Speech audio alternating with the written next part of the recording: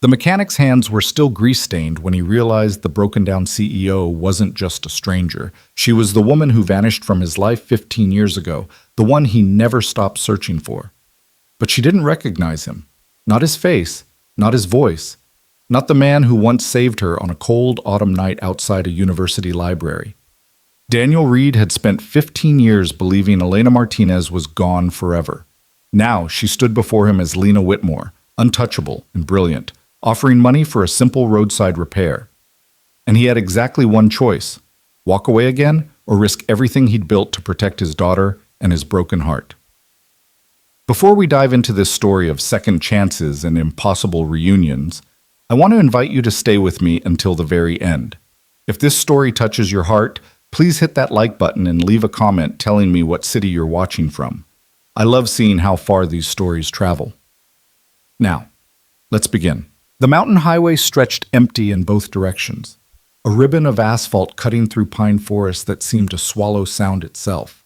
It was the kind of road where you could drive for 30 minutes without seeing another soul, where cell service died miles back, and where breaking down meant you were truly alone, unless someone stopped.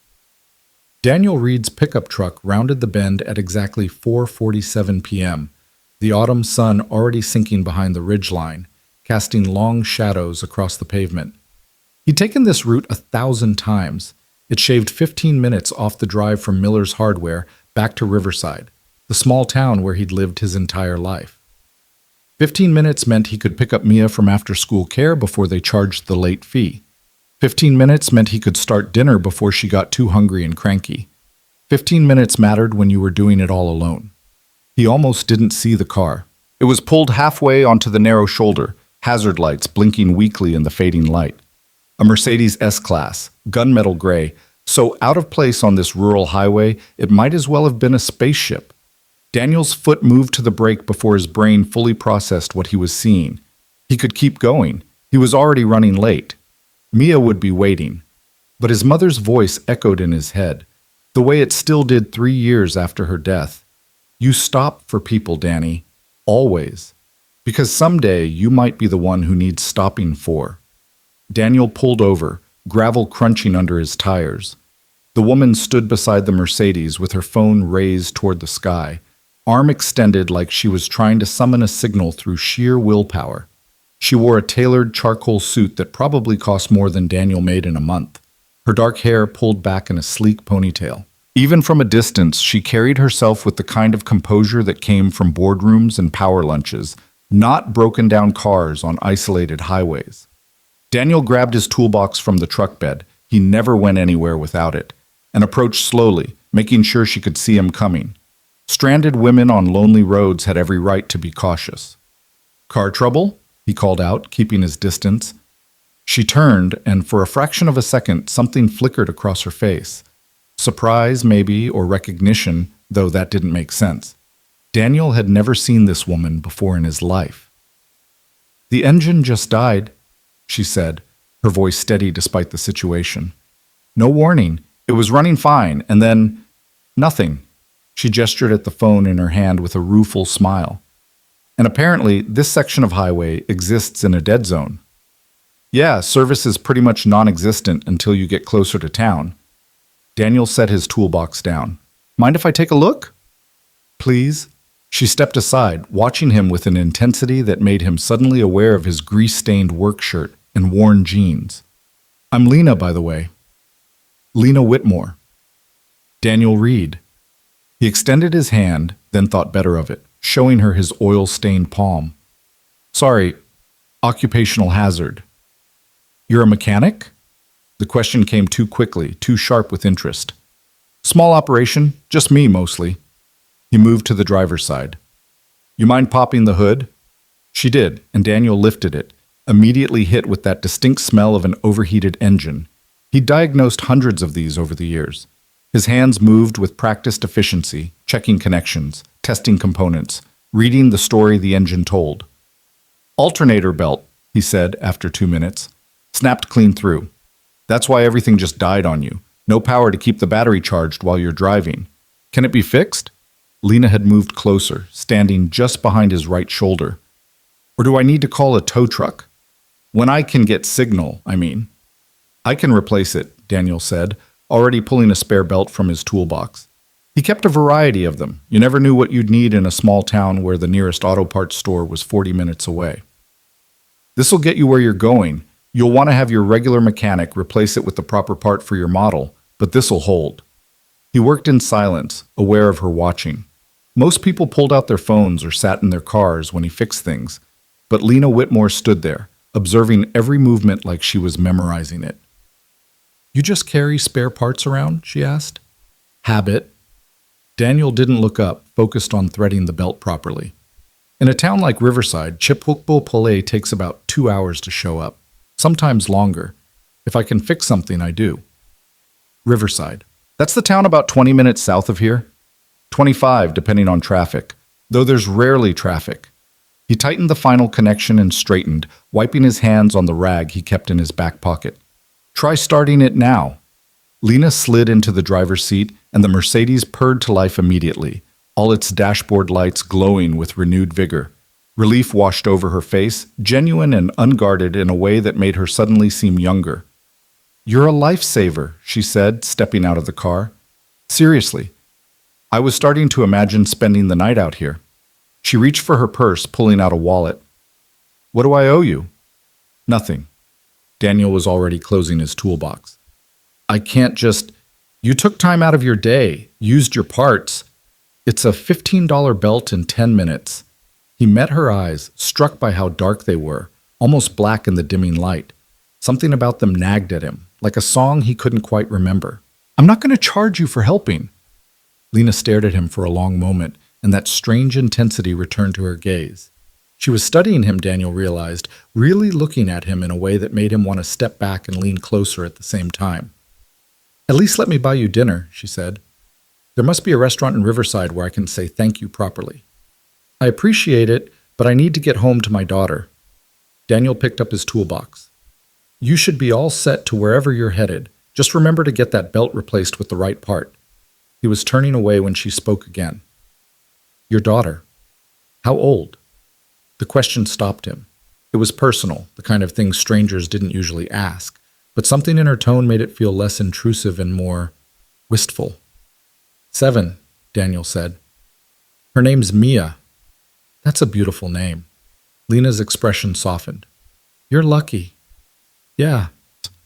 He thought of Mia's gap-toothed smile, the way she still insisted he check for monsters under her bed, even though she claimed she was too old for such things. I really am. Daniel Reed, Lena said slowly, like she was testing the weight of each syllable. Thank you, truly. Just passing along the kindness. He offered a small wave. Drive safe, Ms. Whitmore. He walked back to his truck, loaded his toolbox, and pulled back onto the highway without looking back. In his rearview mirror, he saw her standing beside her Mercedes, perfectly still, watching his truck disappear around the bend.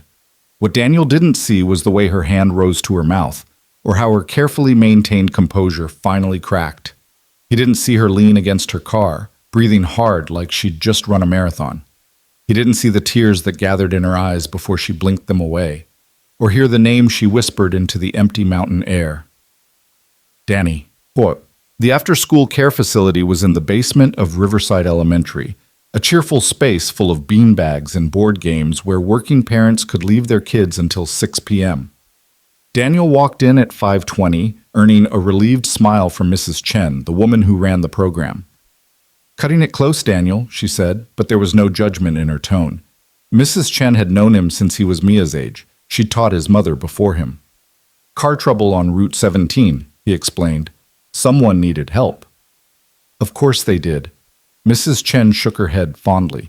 You're just like Sarah, you know that? She couldn't pass by anyone who needed help either. Daniel's throat tightened at the mention of his mother. 3 years, and some days the grief still hit like a fresh wound. Daddy? Mia launched herself from a pile of cushions, her dark braids flying, backpack forgotten on the floor. She crashed into his legs with the full force of 7 years old. You're here! Of course I'm here. He scooped her up despite his protesting back. She was getting too big for this, but neither of them wanted to admit it. Did you think I'd forget you? Nope. Mia wrapped her arms around his neck. But Emma said her dad forgot her once because he had a important meeting, so I just thought maybe, no meeting's more important than you, Bug. Daniel set her down gently. Grab your stuff. We need to get home and make dinner. Can we have pancakes? Pancakes are breakfast food. You said pancakes are anytime food when I was sad about Grandma. She had him there. Daniel ruffled her hair. Pancakes it is. The drive home took them through downtown Riverside, if you could call it that. Main Street stretched for exactly 4 blocks, featuring Joe's Diner, the hardware store where Daniel picked up odd jobs, Linda's Grocery, the public library, and a handful of other small businesses that had been there since before Daniel was born. Their apartment was above Reed's Auto Repair, the shop his father had opened 40 years ago and Daniel had inherited at 23 when everything in his life had fallen apart at once. The shop occupied the ground floor of an old brick building that had probably been something else before it became a garage. The apartment upstairs wasn't much. 2 bedrooms, a kitchen that barely fit a table, a living room that doubled as Mia's play space, but the rent was free since Daniel owned the building, and it was theirs. Homework first, Daniel said as they climbed the narrow stairs. Then pancakes. But Daddy, but nothing. That's the rule. Mia groaned with the dramatic suffering only a 7-year-old could muster, but plopped herself at the kitchen table with her workbook. Daniel washed the grease from his hands, watching her through the doorway as she chewed on her pencil, brow furrowed in concentration. This was his life. This was everything that mattered. He'd built it carefully over the past 7 years, piece by piece, after everything else had fallen apart. After he'd left college.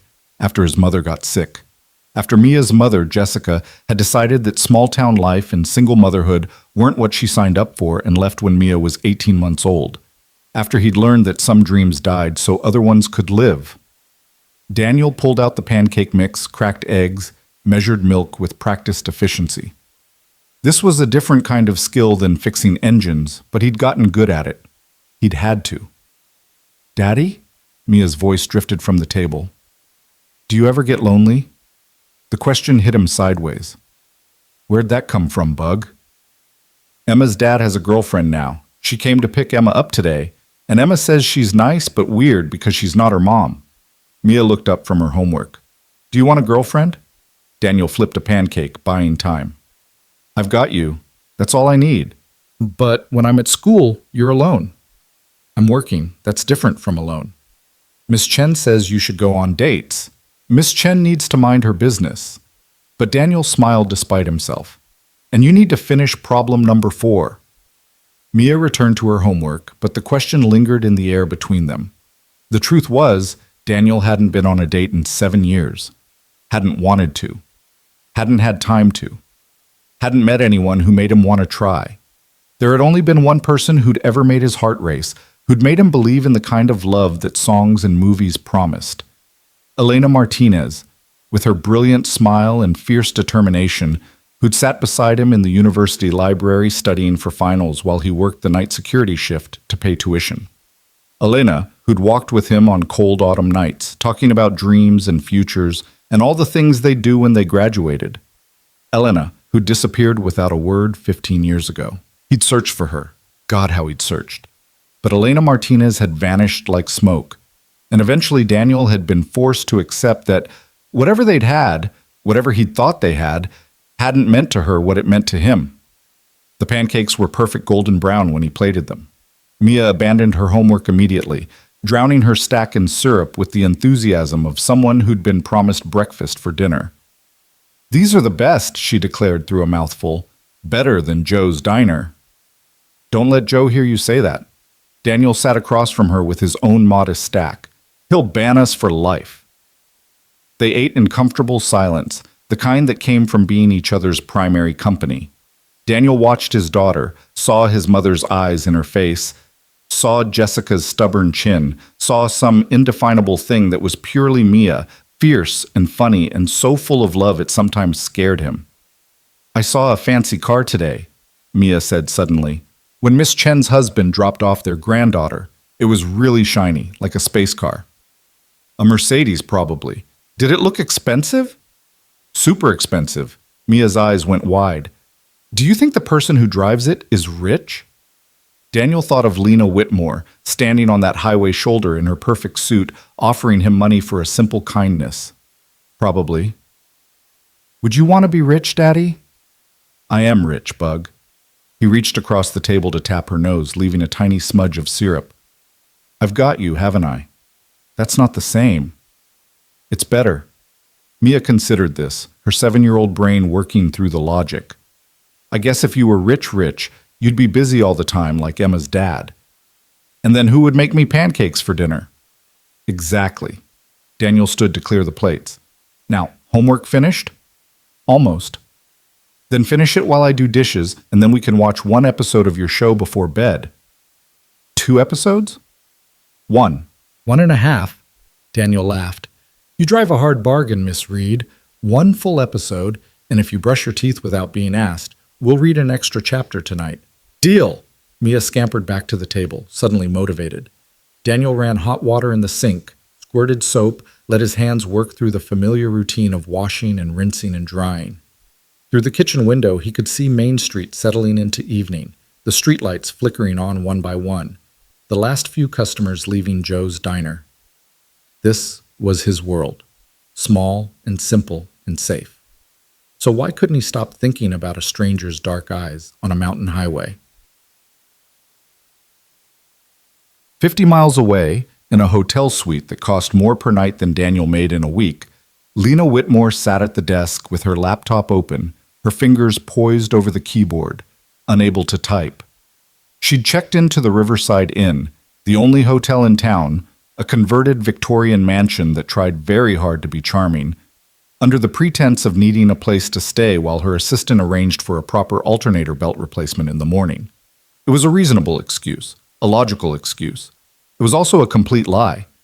Lena could have driven the 25 minutes back to the city where her actual hotel, a 5-star accommodation befitting a CEO, waited.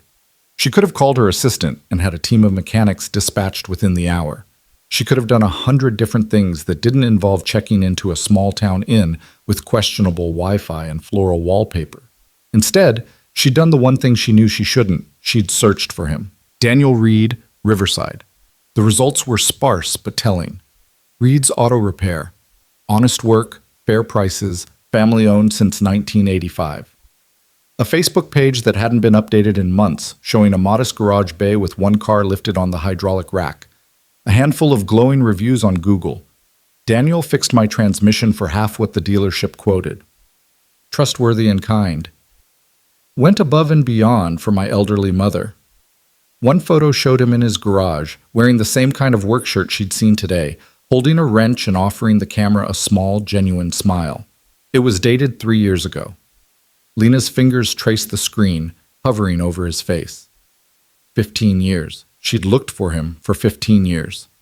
After that night, the night that changed everything, she'd tried to find Danny Reed, but he'd left the university. His student records were sealed. His phone number was disconnected.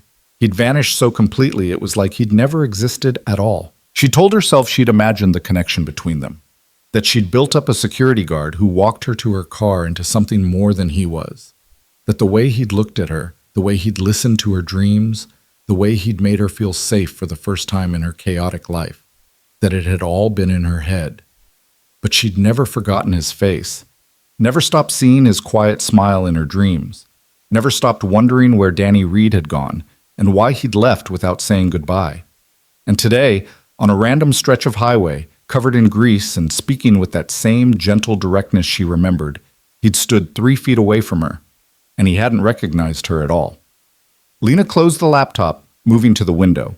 The town of Riverside spread below, quaint and sleepy, the kind of place she'd fought so hard to escape from in her own life. Her hometown had been similar, small, suffocating, full of people who told her that girls like her didn't become CEOs of tech companies. Girls like her were lucky to escape at all. She'd proved them wrong.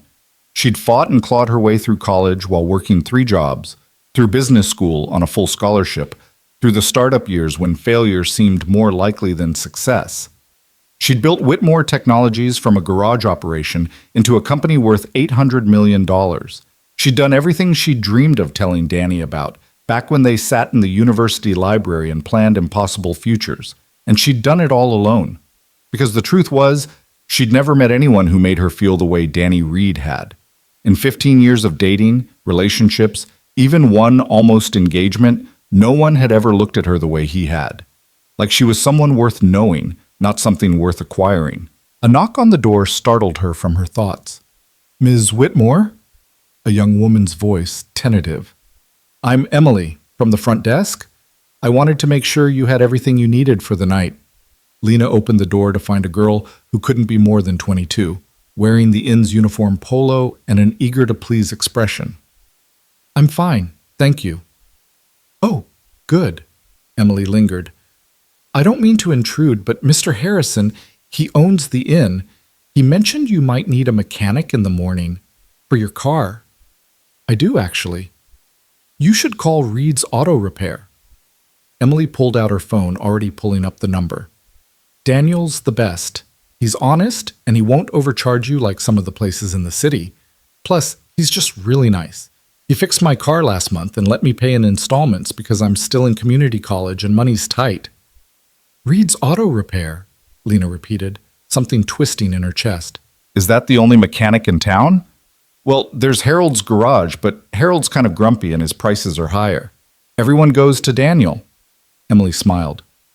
"I can give you his card if you want. He's really good with luxury cars, too. He went to technical school before." She trailed off, seeming to catch herself. "Anyway, he's great." "Before what?" Lena asked, too sharply. Emily shifted uncomfortably. "I don't want to gossip. I'm just making conversation." Lena softened her tone, recognizing the executive intensity that sometimes crept in. "I promise it won't leave this room." "Well, I guess it's not really gossip since everyone knows." Emily leaned against the doorframe. Daniel was studying mechanical engineering at the State University, like 15 years ago. He was supposed to graduate, had this big future planned, but then his mom got sick, cancer, and he came home to take care of her, took over his dad's garage. His dad had passed a few years before, and it was just the two of them. Lena's throat constricted. His mother. Yeah, Sarah Reed, she was the nicest lady. Everyone loved her. She fought for like 5 years before... Emily's expression grew sad. Anyway, Daniel's been running the shop alone since she passed. Well, alone plus taking care of his daughter. He's a single dad. His ex left when Mia was a baby. Each piece of information landed like a physical blow. Daniel, had left school to care for his dying mother, had given up his degree, his future, everything they'd planned, had built a life in this small town, raising a daughter alone, fixing cars, and helping strangers on lonely highways. "That's very kind of you to share," Lena managed. "I'll definitely call his shop in the morning." "Great. He usually opens around 8. Emily pushed off from the doorframe. "Is there anything else you need? Extra towels?" "The Wi-Fi password is on the card by the TV." "No, thank you. I'm all set." When Emily left, Lena returned to her laptop. But this time she didn't search for Daniel Reed. Instead, she opened her work email, staring at the hundreds of unread messages, the meeting requests, the quarterly reports waiting for her review. This was what she'd built. This was the life she'd chosen. But sitting in this small-town inn, knowing that the boy she'd loved, because yes, she could admit it now, she had loved him, was living a completely different life just blocks away. None of it felt like enough. Her phone buzzed. Marcus, her assistant, checking in. "Hotel arranged for the car? Need me to send someone?" Lena's fingers hovered over the keyboard. She could say yes. She could have her car fixed by morning, be back in the city by noon, return to her carefully constructed world where Danny Reed was a beautiful memory and nothing more. Instead, she typed, "I'll handle it locally, taking a personal day tomorrow." Marcus's response was immediate. "You haven't taken a personal day in 3 years. Are you feeling okay?" Lena smiled despite herself. "I'm fine. Just need a break." She set the phone down before Marcus could ask more questions, before she could second-guess herself. Tomorrow, she would go to Reed's Auto Repair. She would see Danny again, in his element this time. And maybe she would find the courage to tell him who she really was. Or maybe she would just get her car fixed and leave. Either way, after 15 years of wondering, she needed to know. Was the connection she remembered real? Or had she spent half her life chasing a ghost of her own creation? Daniel woke at 5:30 a.m. to the sound of Mia coughing in the next room. He was out of bed before his eyes were fully open, moving on instinct born of 7 years of solo parenting. Her room was dark except for the nightlight shaped like a crescent moon. Mia sat up in bed, coughing into her hands, her small frame shaking with the effort. "Hey, Bug." Daniel sat on the edge of her bed, hand automatically going to her forehead. Warm, but not feverish. "You okay?" "Tickle in my throat," she rasped. "Can I have water?" He got her water, watched her drink, listened to her breathing. Just a cough, probably. The fall weather had been bringing everyone's colds around. Still, he made a mental note to keep an eye on it. "Try to sleep a bit more," he said, tucking her blanket around her shoulders. "It's still early." "Will you stay?" The question came small and sleepy. "Yeah, Bug, I'll stay." Daniel sat on the floor beside her bed, his back against the wall, and listened to her breathing even out. The moonlight through her window cast soft shadows across her collection of stuffed animals, her bookshelf full of stories they'd read together, her drawings taped to the walls. Their life, small and precious and real.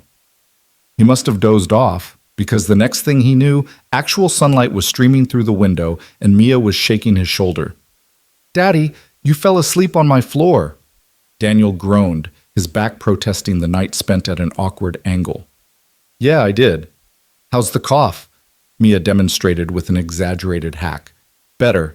Can I stay home from school?" "Nice try." He ruffled her hair. "How about this? If you're still coughing this bad at lunch, the school nurse will call me and I'll come get you." "But what if I get worse before lunch?" "Then Miss Chen will call me." Mia pouted but didn't argue further. She knew the rules. Daniel ran a tight ship by necessity. He had to be at the garage by 8, which meant Mia had to be at school by 7:30, which meant they needed to be out the door by 7:15. They moved through their morning routine with practiced efficiency. Cereal and orange juice while Daniel packed her lunch, teeth brushing while he laid out her clothes.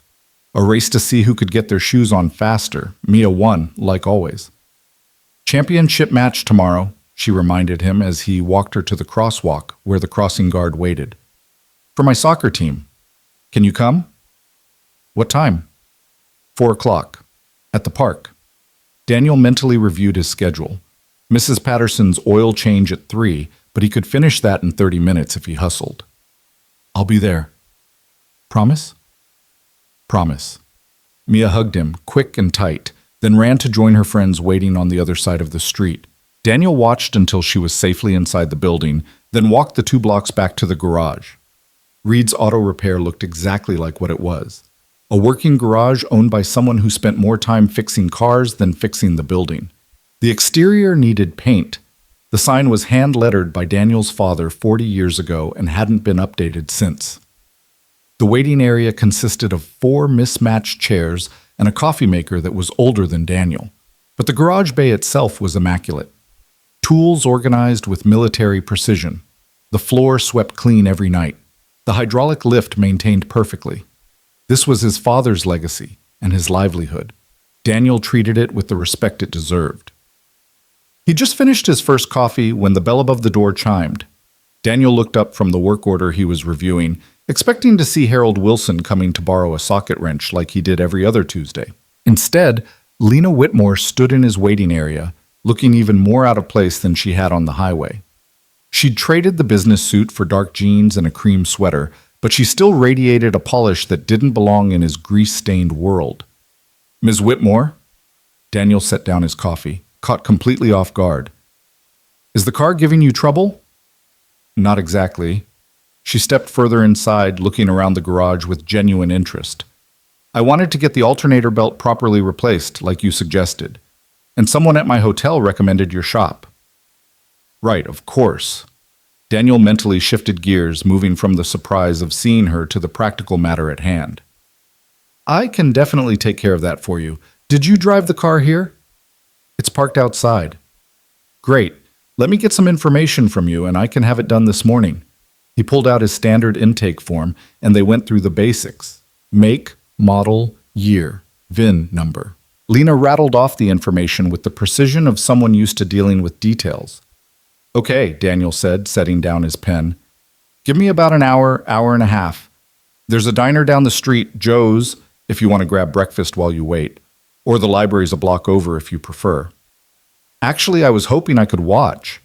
At his surprised look, she continued, I like understanding how things work, and I've never actually seen a car repair up close. Daniel hesitated. He wasn't used to customers hanging around the garage. Most people were happy to disappear until their car was ready. But something in Lena's expression, an almost wistful curiosity, made him nod.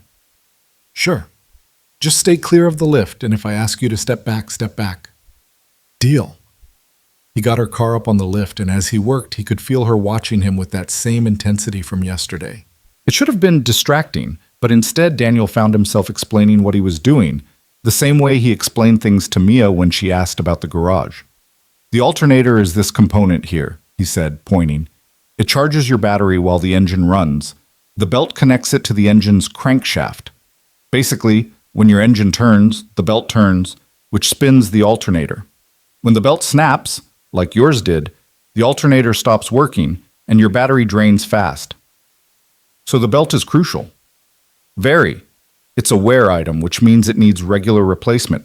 Most people forget about it until it fails. He began removing the temporary belt he'd installed yesterday. Your car should have had it replaced at 60,000 miles. I probably did, and then forgot. Lena moved closer, watching his hands as he worked. I'm not very attentive to my car. Honestly, I know I should be. That's what mechanics are for. Daniel fit the new belt into place, checking the tension with practiced precision. Though it's good to at least know the basics. When's the last time you checked your tire pressure? I don't know how to check my tire pressure. Really? He glanced at her, surprised. She seemed like someone who'd know everything. Really? Lena smiled, self-deprecating. I can build a business model, negotiate contracts, code in 3 languages, but cars are a complete blind spot. I've always just paid people to handle them. There was something endearing about that admission, coming from someone so clearly competent in every other way.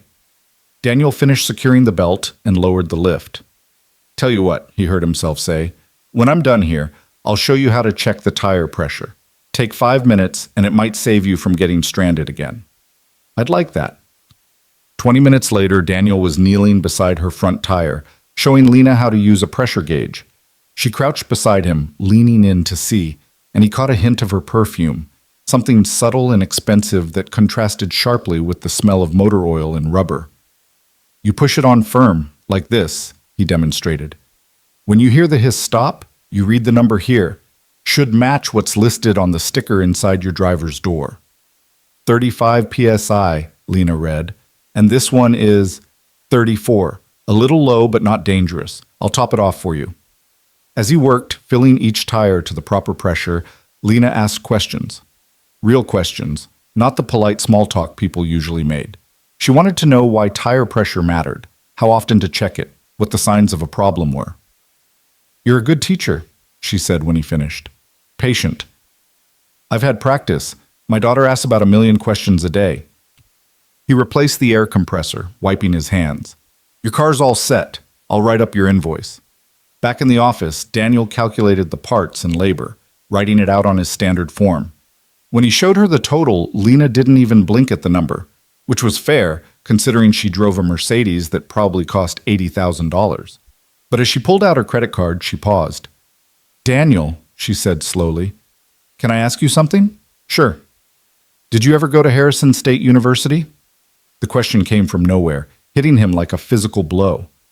Daniel's hand stilled on the receipt. I did. For 2 years. Why? Lena's dark eyes searched his face, and in them Daniel saw something he couldn't quite name. Hope, maybe. Or fear. What years? Her voice was barely above a whisper. Started in fall of 2009. Left in spring of 2011. The memories were still sharp-edged even after all this time. My mother got sick. I came home to help with her care. 2009 and 2010. Lena's hands were trembling slightly.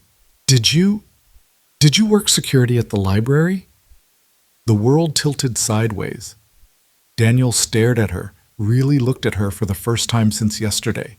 The shape of her face, the way she held herself, those impossibly dark eyes that had haunted his dreams for 15 years. Elena? The name came out broken, disbelieving. Elena Martinez? She nodded, and suddenly he could see her, the 20-year-old girl who'd stayed late in the library, who'd walked with him on cold nights, who'd disappeared without a trace.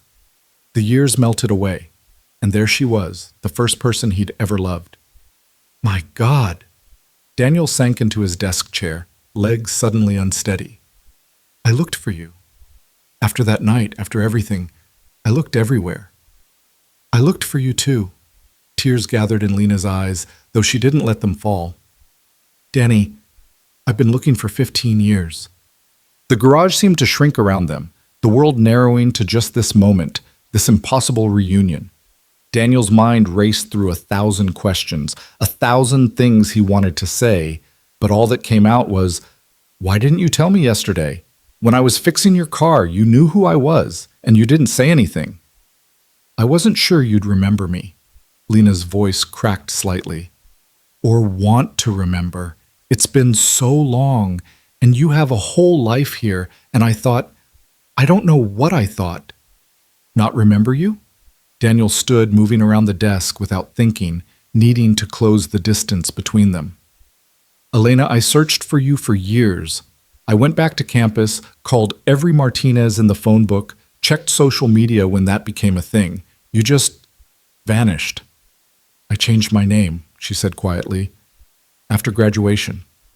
Whitmore was my mother's maiden name. I wanted a fresh start, and she trailed off, looking away. It's complicated. 15 years. Daniel couldn't stop staring at her, cataloging the ways she'd changed and stayed the same. You became a CEO, built a whole company. You became a father, built a whole life. They stood there in the small office, the magnitude of lost time pressing down on them. Daniel felt like he was drowning in memories. Late nights in the library, walking Elena to her dorm, the way she'd looked at him like he mattered, like he was someone worth knowing despite being just a security guard paying his way through school. And then, that last night, the one that changed everything. Elena. Lena, she corrected gently. I go by Lena now. Lena. The name felt strange on his tongue. What are you doing here? In Riverside, I mean. It can't be coincidence. I was visiting a potential acquisition site upstate, the car breaking down on that particular highway. She met his eyes. That part was actually coincidence. But coming to your shop, asking about your past, that was deliberate. I needed to know if you were really Danny Reed, if I'd really found you after all this time. The bell above the door chimed. Daniel turned to see Mrs. Patterson entering with her keys, right on schedule for her oil change. Morning, Daniel, she called cheerfully. Oh, I didn't know you had another customer. I can come back. No, it's fine, Mrs. Patterson. Daniel forced himself back into professional mode, even though his heart was racing. I'm just finishing up here. He turned back to Lena, lowering his voice. I need to work. This is my 3 o'clock appointment, and then I have to get to my daughter's soccer game at 4. Of course. Lena grabbed her purse, but hesitated at the door. Daniel, could we talk? Really talk? Maybe dinner, or coffee, or... She stopped, seeming to realize she was rambling. I'm staying at the Riverside Inn, room 7. If you want to talk, I'll be there. Then she was gone, the bell chiming behind her, leaving Daniel standing in his garage with Mrs. Patterson's expectant face and a world that had just turned completely upside down. You okay, Daniel? Mrs. Patterson asked, concerned. You look like you've seen a ghost. Yeah, Daniel said faintly, watching through the window as Lena's Mercedes pulled away. Something like that. He got through Mrs. Patterson's oil change on autopilot, his hands performing the familiar tasks while his mind spun in circles. Elena Martinez was alive. She'd become Lena Whitmore. She'd been looking for him the same way he'd looked for her, and she was staying at the Riverside Inn, waiting to see if he'd show up. Daniel finished the oil change, locked up the garage, and drove to Mia's soccer game with his head still reeling. He stood on the sidelines with the other parents, cheering when appropriate, but he barely saw the game. All he could see was a 20-year-old girl in a library and a CEO in his garage, and the impossible bridge between them. Mia's team won 3-2. She scored one of the goals and was buzzing with excitement when she ran to him afterward. "Did you see, Daddy? Did you see my goal?" "I saw, Bug. You were amazing." He hugged her, grounding himself in the reality of her small body, the grass stains on her uniform, the way her hair had escaped its ponytail. This was real. This was his life. But as they drove home, as he made dinner and supervised homework and read bedtime stories, Daniel couldn't stop thinking about Lena's dark eyes, her trembling hands, the way she'd said his name. Danny. No one had called him that in 15 years. When Mia finally fell asleep at 8:30, Daniel sat on the couch in their small living room and stared at his phone. The Riverside Inn's number was easy to find. Room 7, she'd said. He could call. He could go over there right now. Or he could do nothing. He could let Lena, drive back to her CEO life tomorrow and leave his carefully constructed world intact.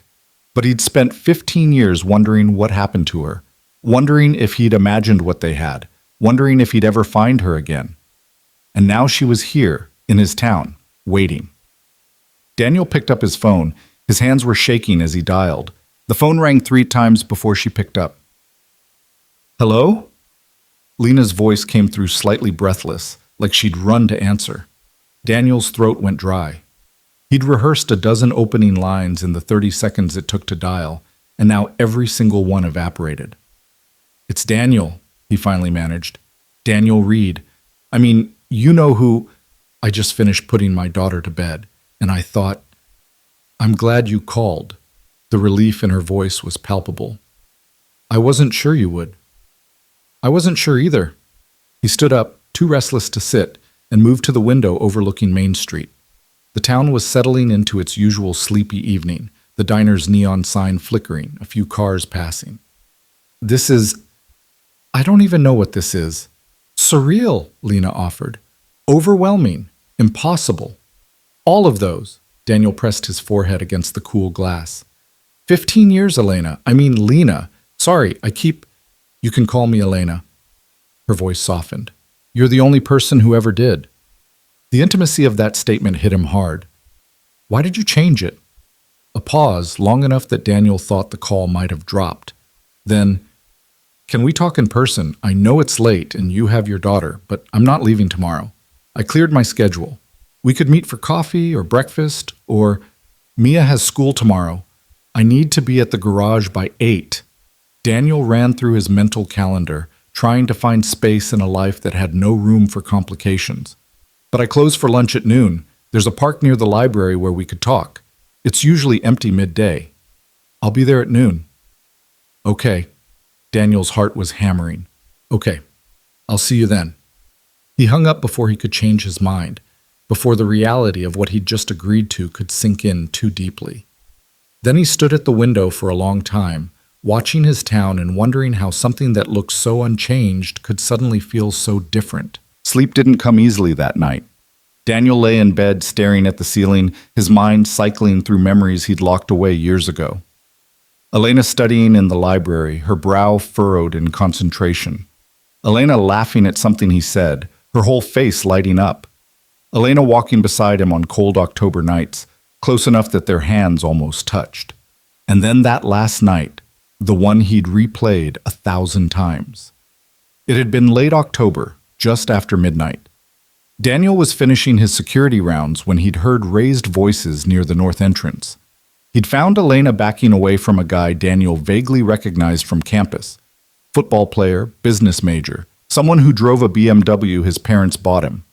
The guy had been drunk, aggressive, not taking no for an answer.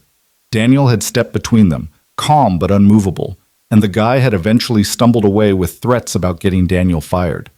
Elena had been shaking. Daniel had walked her all the way back to her dorm, and they'd stood outside for 2 hours talking. She'd told him about growing up poor, about fighting for her scholarship, about people who thought she didn't belong at the university. He'd told her about his dad dying when he was 16, about working his way through school, about dreams of becoming an engineer, and somewhere in those 2 hours, something had shifted between them. The careful friendship they'd been building for months had become something more, something electric and terrifying and real. "Thank you," Elena had said, her hand finding his in the darkness. "Not just for tonight, for seeing me, really seeing me."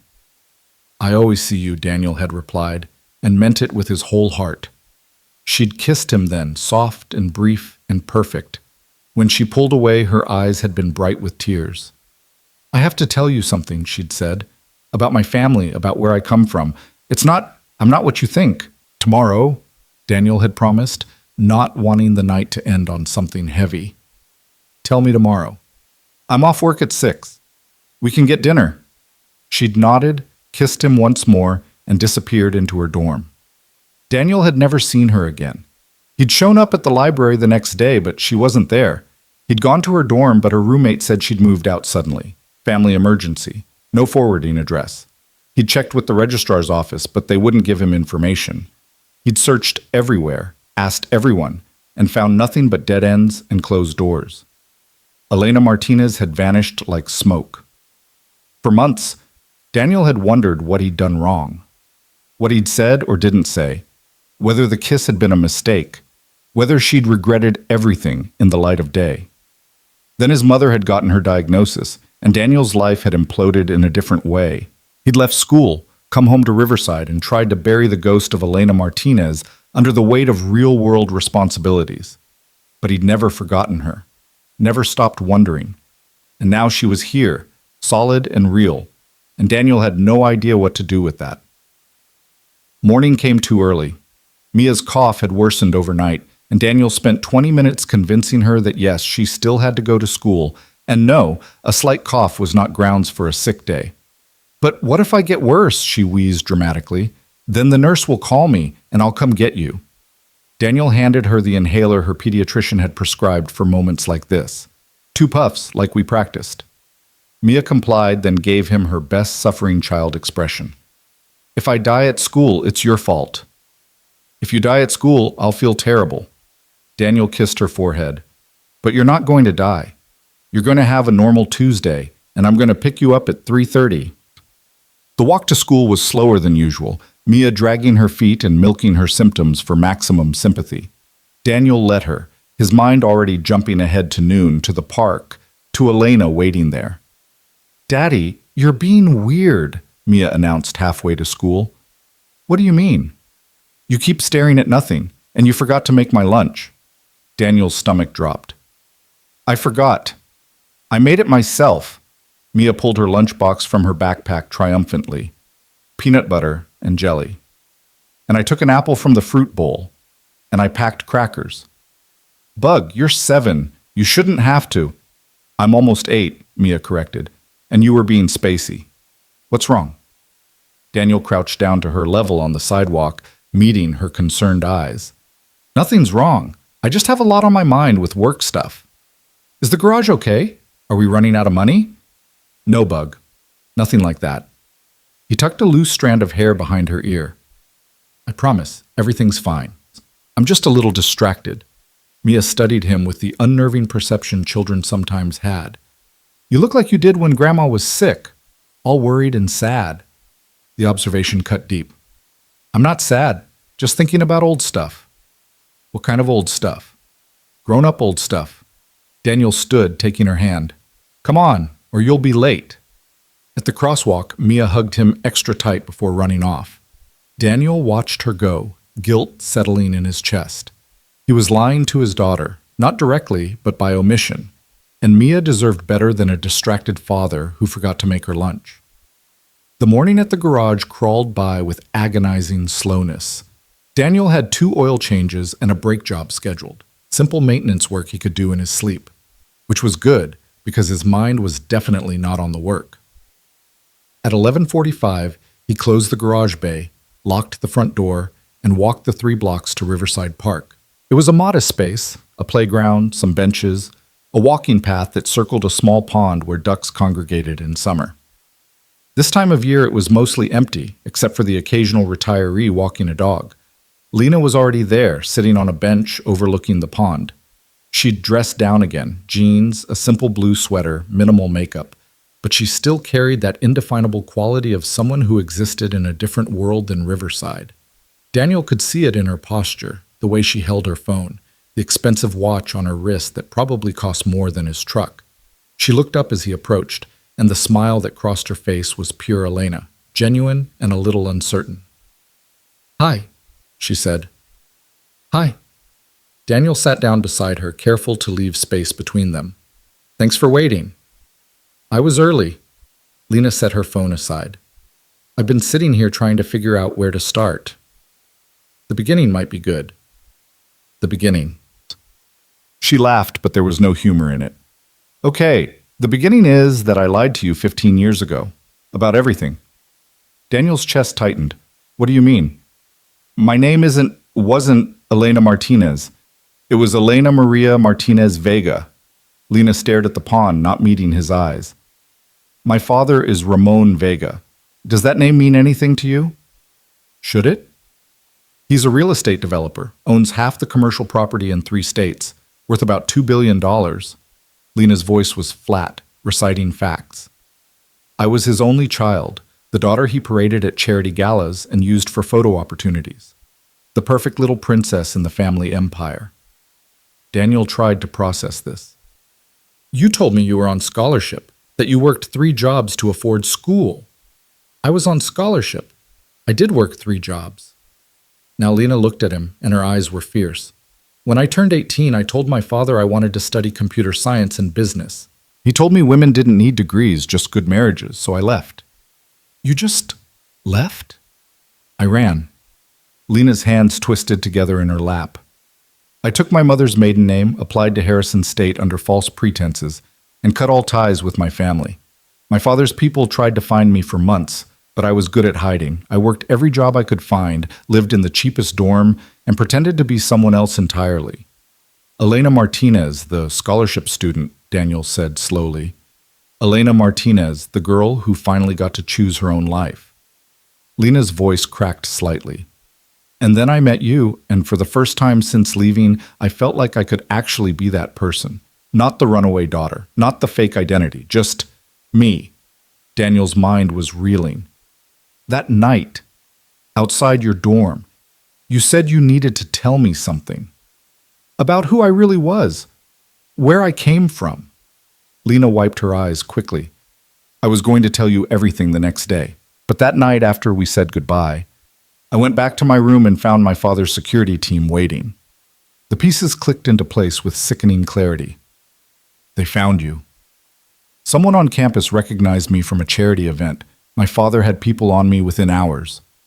Lena's voice was steady now, but Daniel could hear the old pain underneath. "They gave me a choice. Come home voluntarily, or he'd pull strings to have me expelled for falsifying my application. Either way, my scholarship life was over." "So you left?"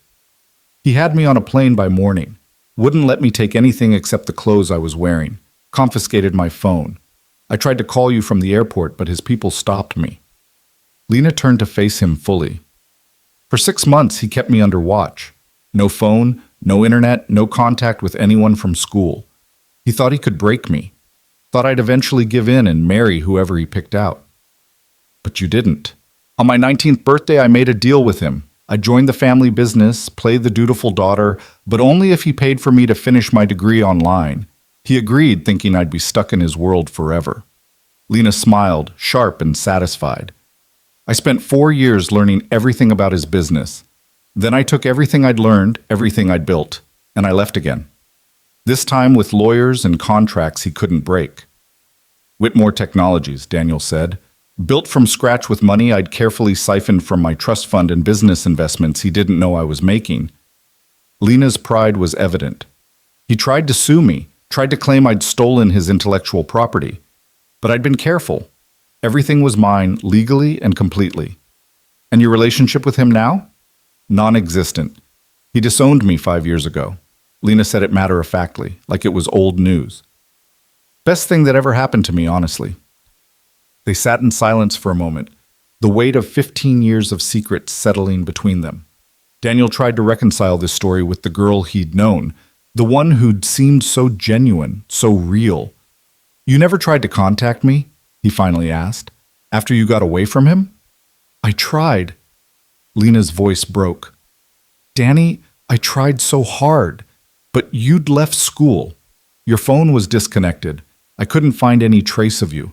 I hired a private investigator 2 years later and they found nothing. It was like you'd disappeared too." "My mom," Daniel said quietly. "She got diagnosed right after you left. Stage 3 cancer. I dropped out to come home and help care for her." "I know that now," Emily at the inn told me last night. Lena reached out, then seemed to think better of it, pulling her hand back. "I'm so sorry about your mother, about everything you went through. And I'm sorry about your father, about what he did to you." "We both lost something that year," Lena said. "Each other, but also the futures we thought we'd have." Daniel thought about the plans they'd made in late-night library conversations. His engineering degree, her computer science program, the startup they'd joked about building together someday. All of it derailed by sick parents and controlling fathers and bad timing. "I looked for you too," he admitted. "Even after I came home, even while taking care of my mom, I kept searching. Every Elena Martinez I could find online. Every social media profile. I must have sent 100 messages to different women with your name. But I wasn't Elena Martinez anymore." "No." Daniel met her eyes. "You were someone else entirely, someone successful and powerful, and nothing like the girl I remembered. Is that a bad thing?" "I don't know." Daniel was being honest. "The Elena I knew was struggling to pay for textbooks and living on ramen. This Lena drives a Mercedes and runs a multi-million-dollar company. Those feel like different people." "They are different people," Lena said softly, "but they're also the same. I'm still the girl who spent hours in the library because I loved learning. I'm still the person who believes in building something meaningful. I just have more resources now." "And what about the rest of it? The lying about who you were?" Lena flinched.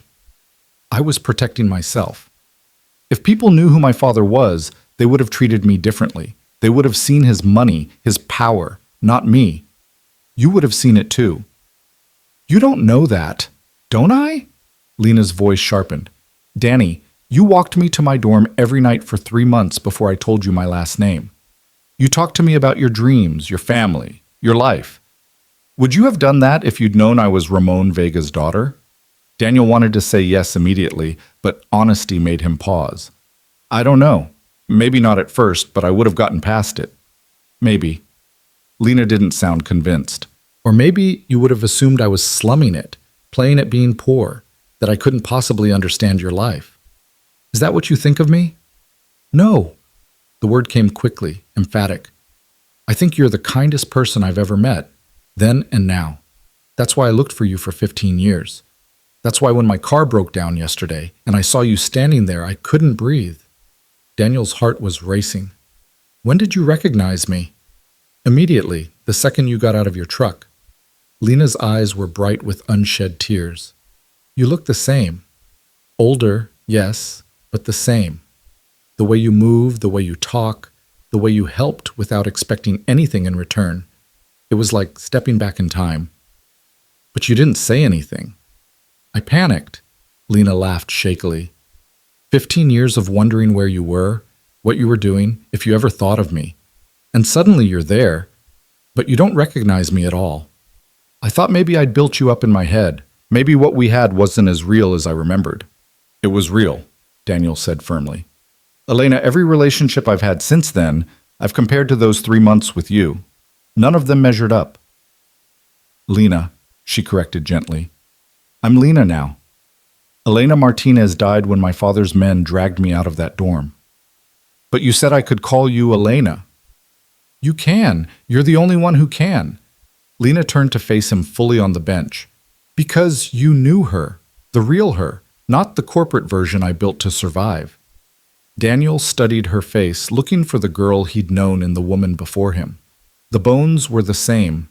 The eyes, those impossibly dark eyes. The way she tucked her hair behind her ear when she was nervous. Elena was there, underneath the polish and power. Why didn't you just leave yesterday? He asked. After I fixed your car? You could have driven away, gone back to your life. Why stay? Why risk telling me all this? Lena was quiet for a long moment. Do you believe in second chances? I don't know. Maybe. Why?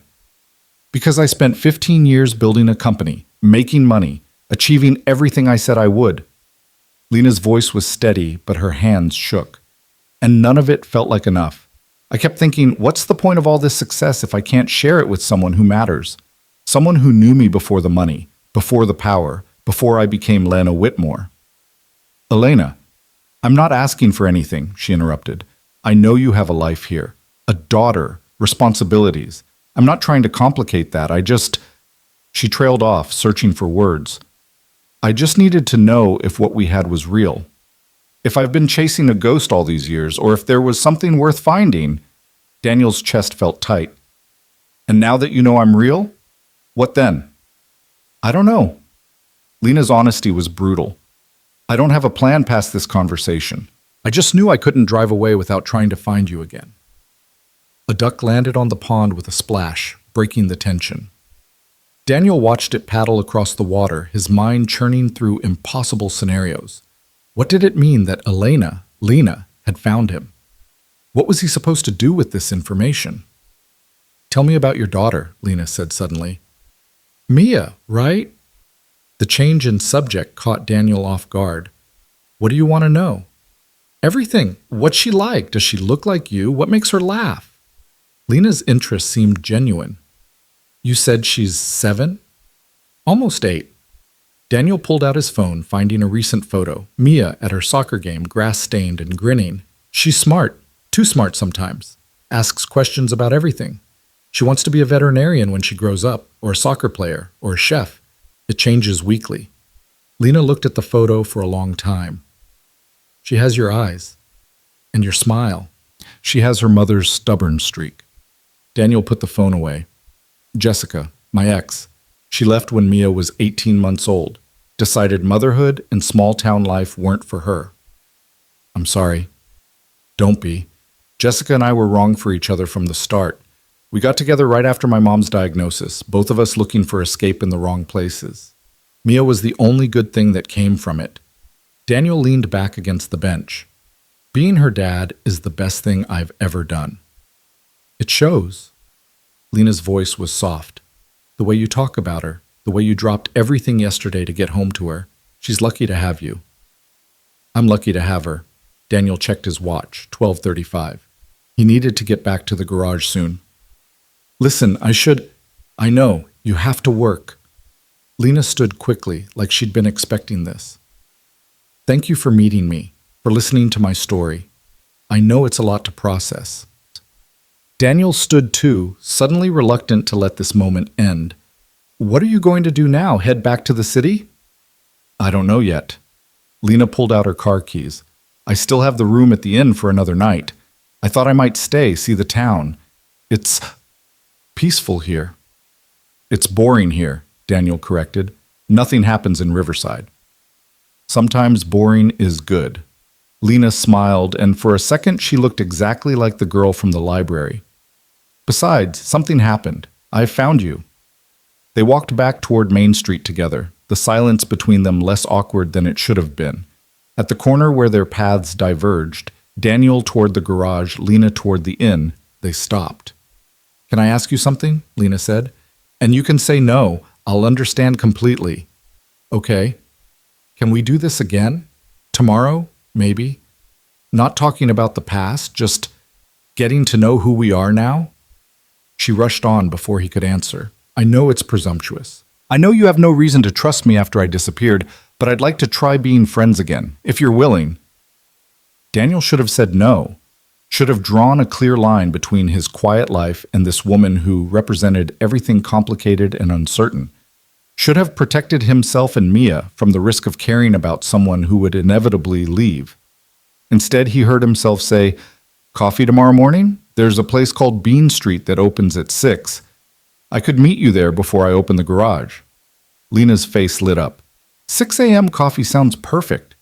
Fair warning, it's not fancy, Local place, nothing like what you're probably used to.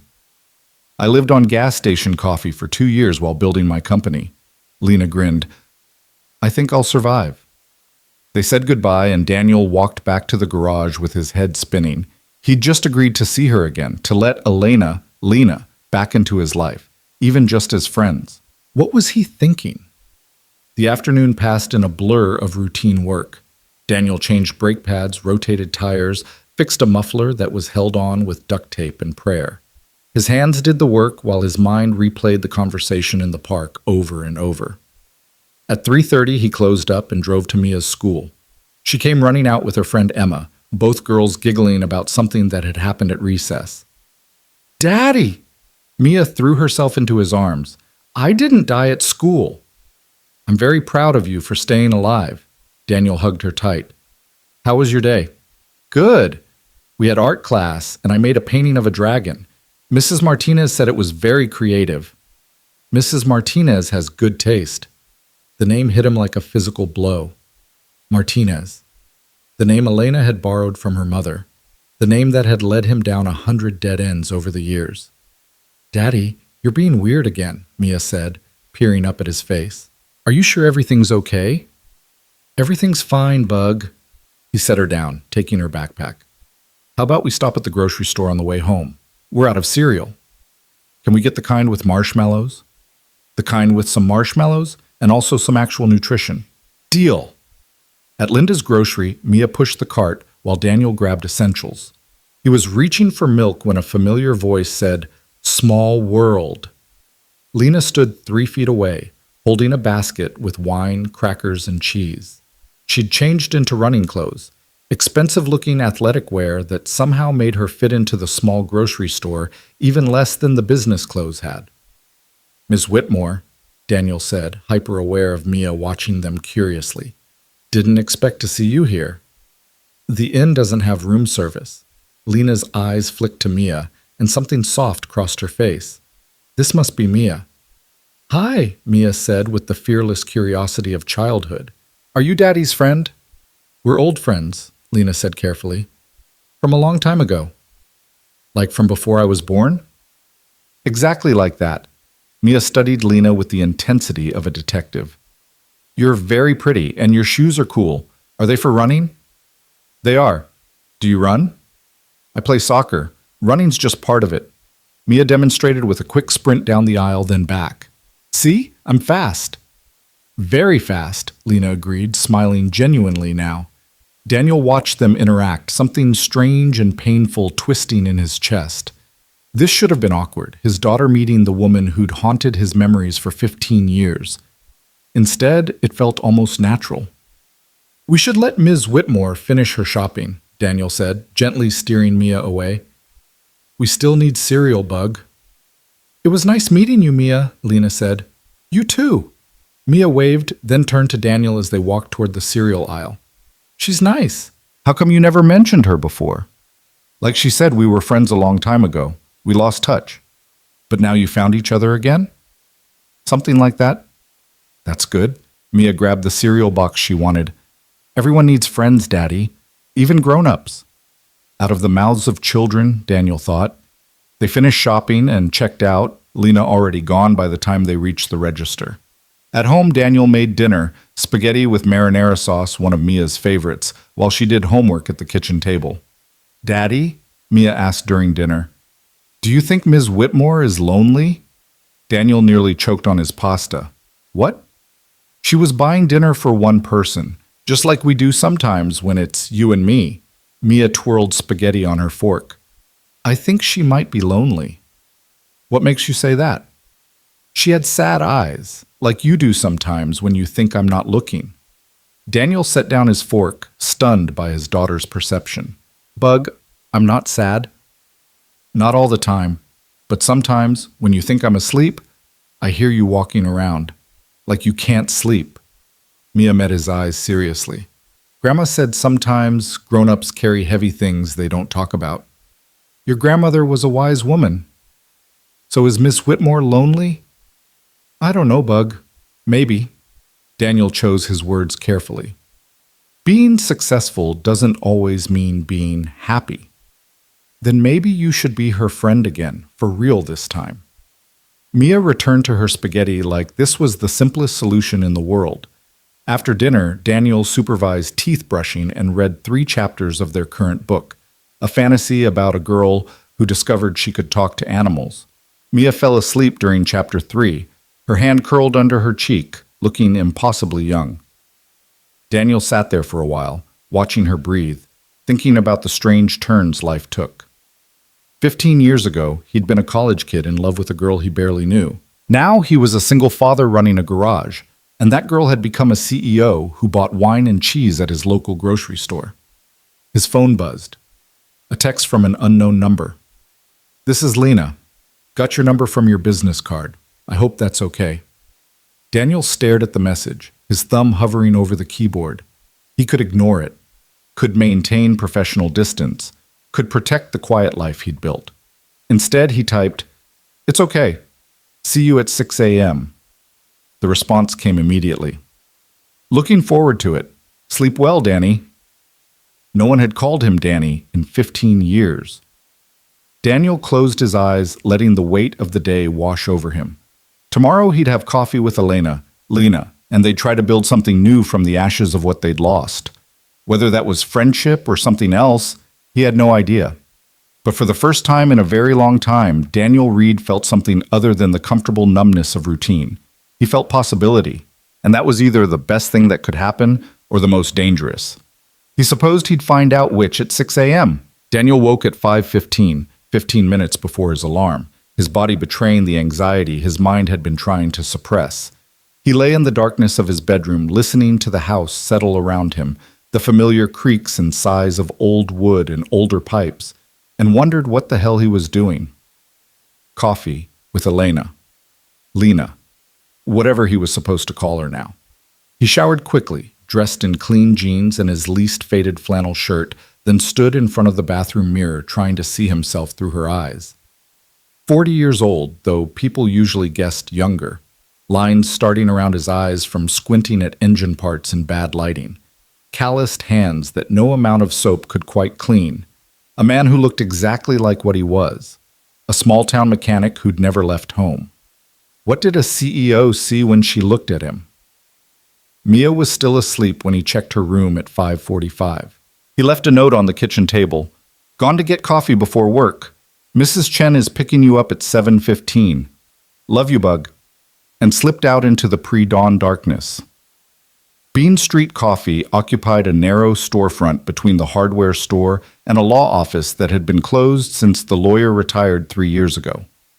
Sarah Martinez, no relation to Elena's borrowed name, just one of those coincidences that made small towns feel even smaller, had opened it 5 years back, and it had become Daniel's morning ritual whenever he could spare the time. Sarah was already pulling shots when Daniel walked in at 5:55. The espresso machine hissing and gurgling.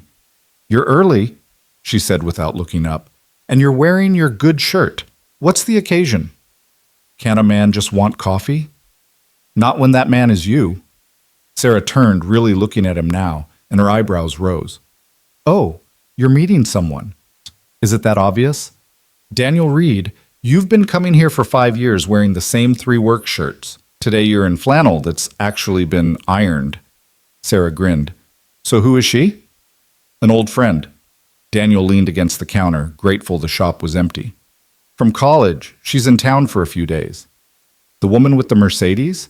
At Daniel's surprised look, Sarah laughed. "Come on, this is Riverside. Emily at the inn told her sister, who told me.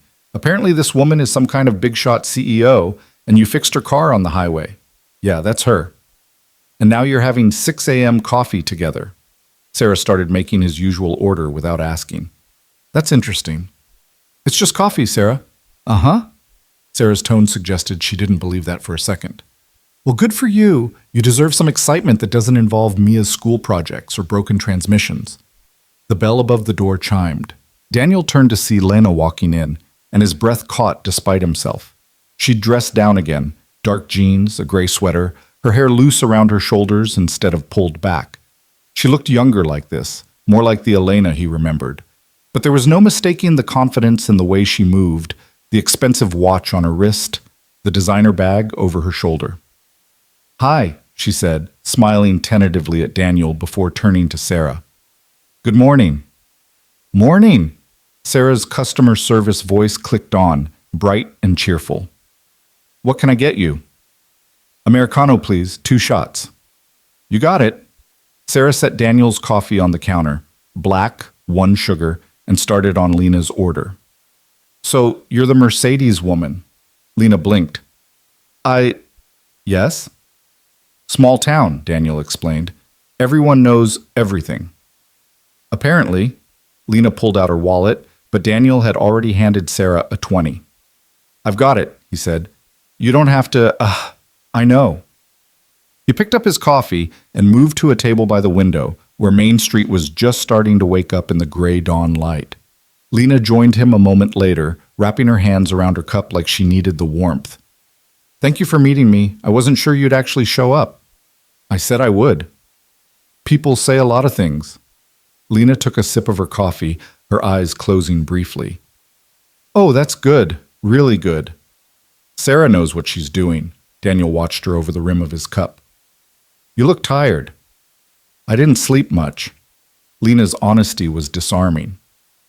"Kept replaying our conversation, wondering if I said too much, or not enough, or the wrong things entirely." "You weren't the only one." Daniel set down his cup. "I kept my daughter up an extra hour because I was too distracted to notice she'd finished her homework." "I'm sorry, I didn't mean to disrupt your life." "Too late for that." The words came out harsher than Daniel intended. He softened his tone. "I just mean, you can't show up after 15 years and expect everything to stay the same."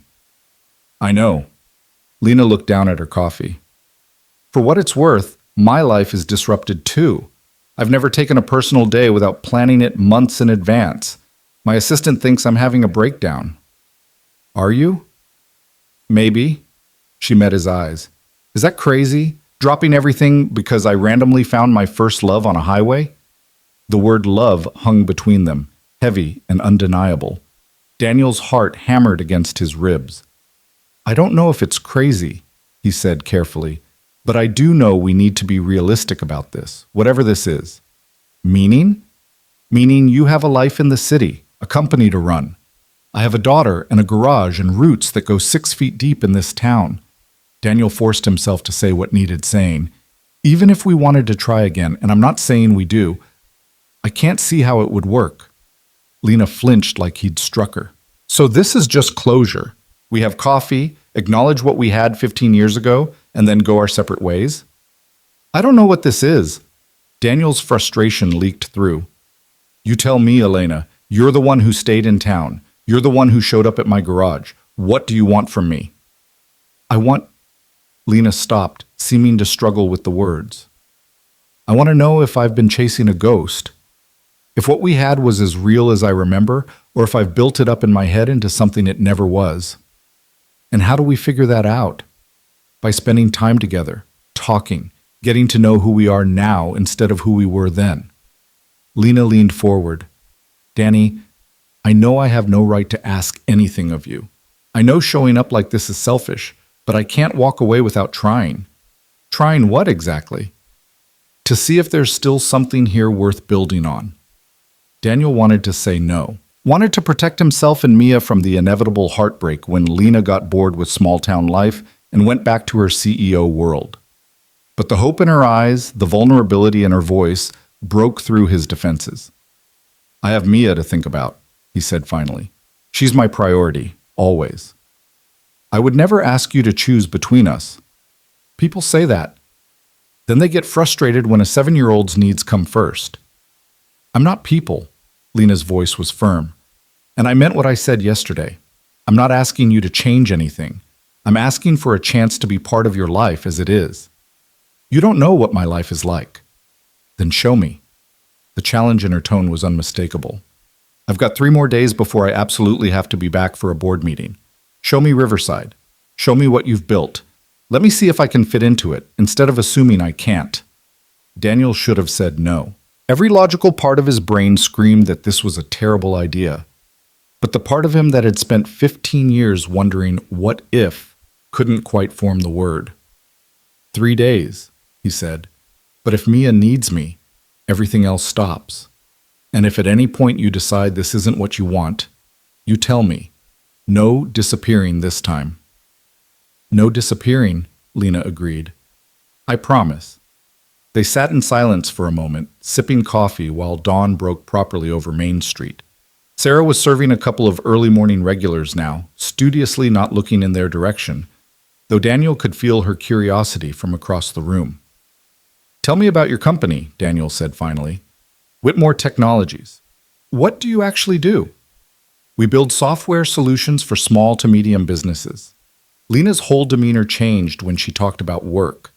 Her shoulders straightened, her voice gained confidence. Specifically, we focus on companies that can't afford enterprise-level systems but need more than basic office software.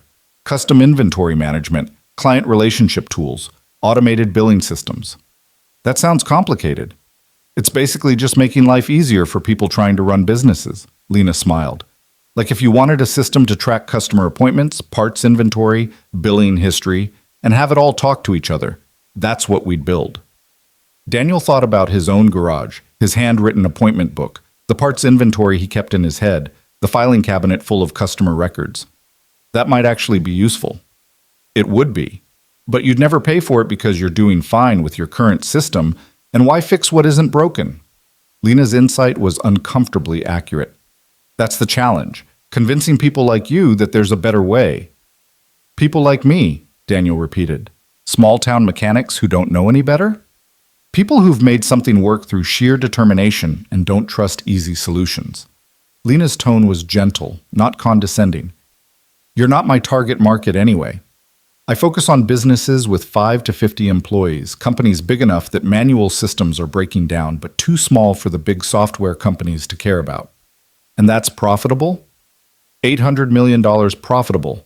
Last valuation. Lena said it matter-of-factly, like it was no big deal. We're planning to go public next year. Daniel tried to wrap his head around that number. 800 million. It was more money than everyone in Riverside would earn in their entire lives combined. That's incredible, he said honestly. You really did it. Everything you said you would. Most of it. Lena's expression grew wistful. I built the company, made the money, proved everyone wrong who said I couldn't. But the rest of it, the life part, the happiness part, that's still a work in progress. You're not happy? I'm successful. That's not the same thing. Lena traced the rim of her cup. I have a beautiful apartment I'm never in, a calendar full of meetings that all blur together, and a social life that consists of networking events and charity galas where everyone wants something from me. It's exhausting. Then why do it? Because I don't know how to do anything else. The admission seemed to cost her. I spent so long fighting to get here, proving I could succeed on my own terms. Stopping feels like admitting defeat. Daniel understood that more than he wanted to admit. I get it. After my mom died, people kept telling me I should sell the garage, move somewhere with better opportunities. But this place was all I had left of my dad and mom both. Leaving felt like betraying them. So you stayed. So I stayed. Daniel looked out the window at his town, familiar and comfortable and small. And I made peace with it. This might not be the life I planned, but it's a good life. Mia's happy here. I'm useful here. That matters. It does matter. Lena's voice was soft. More than you know. Yesterday, when you fixed my car and wouldn't take money for it, when you explained everything patiently, when you showed me how to check my tire pressure. Do you know how rare that is? Someone helping without an agenda? That's just being decent. In my world, nothing is just anything. Every interaction has a transactional element. Every kindness comes with expectations. Lena met his eyes. But you helped me because you could. Because it was the right thing to do. Same as you did 15 years ago when you walked me to my dorm at midnight, even though it wasn't your job. The memory hit Daniel hard. Those walks with Elena had been the highlight of his college experience. Two people who should have existed in completely different orbits, finding common ground in late-night conversations about dreams and fears and futures. I liked walking with you, he said quietly. Those nights you made me feel like I was more than just the security guard, like I was someone worth knowing. You were worth knowing. You still are. Lena reached across the table, her hand hovering near his, but not quite touching. That's what I've been trying to say, Danny. In 15 years of success, I never found anyone who made me feel the way you did.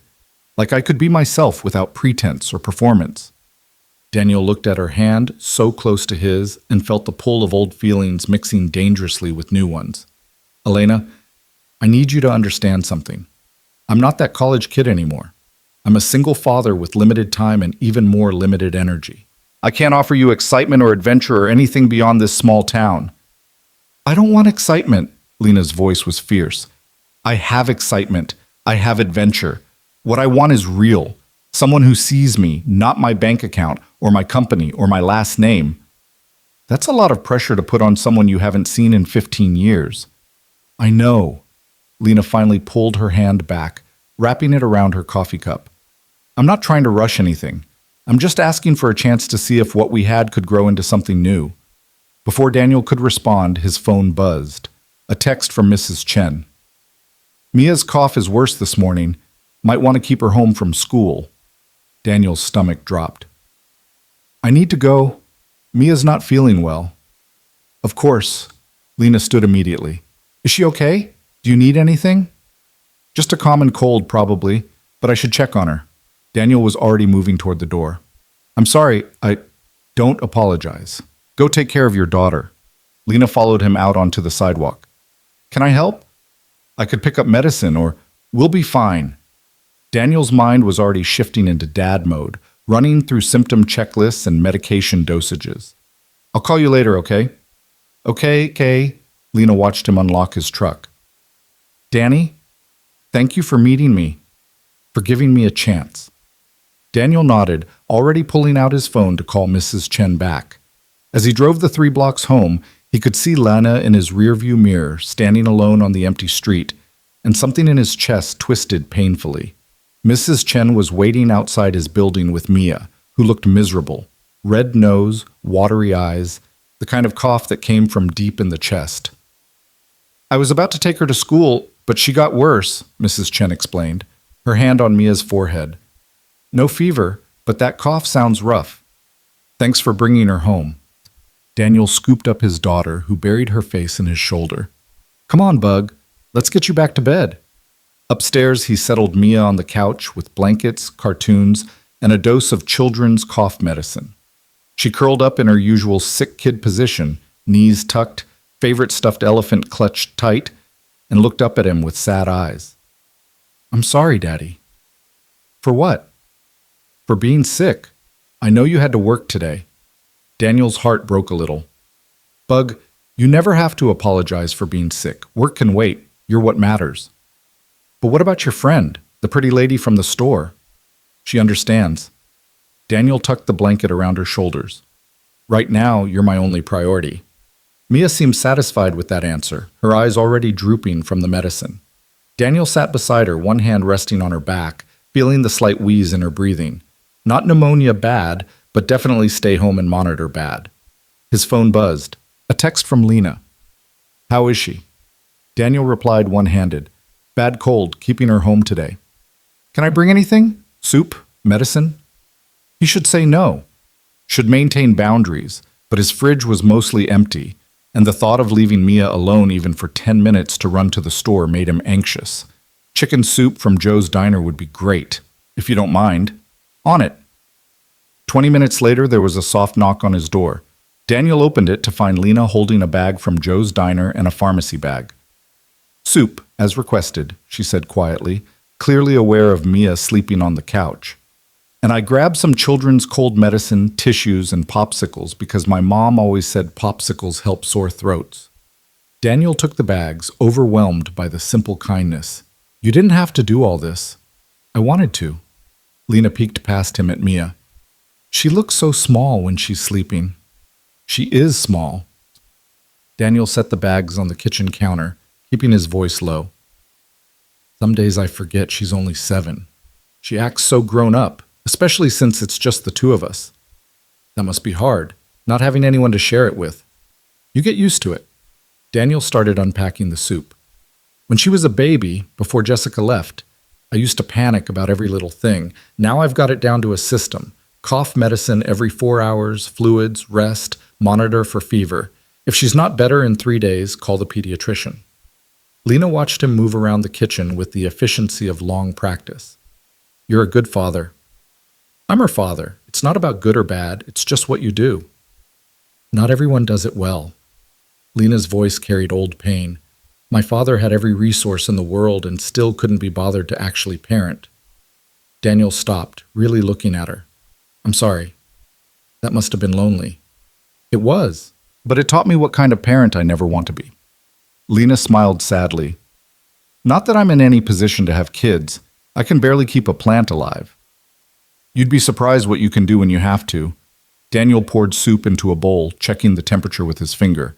Old habit from when Mia was too young to tell him if something was too hot. When Mia was born, I had no idea what I was doing. I was 25 and terrified.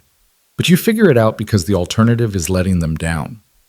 From the couch, Mia coughed, a deep rattling sound that made Daniel wince.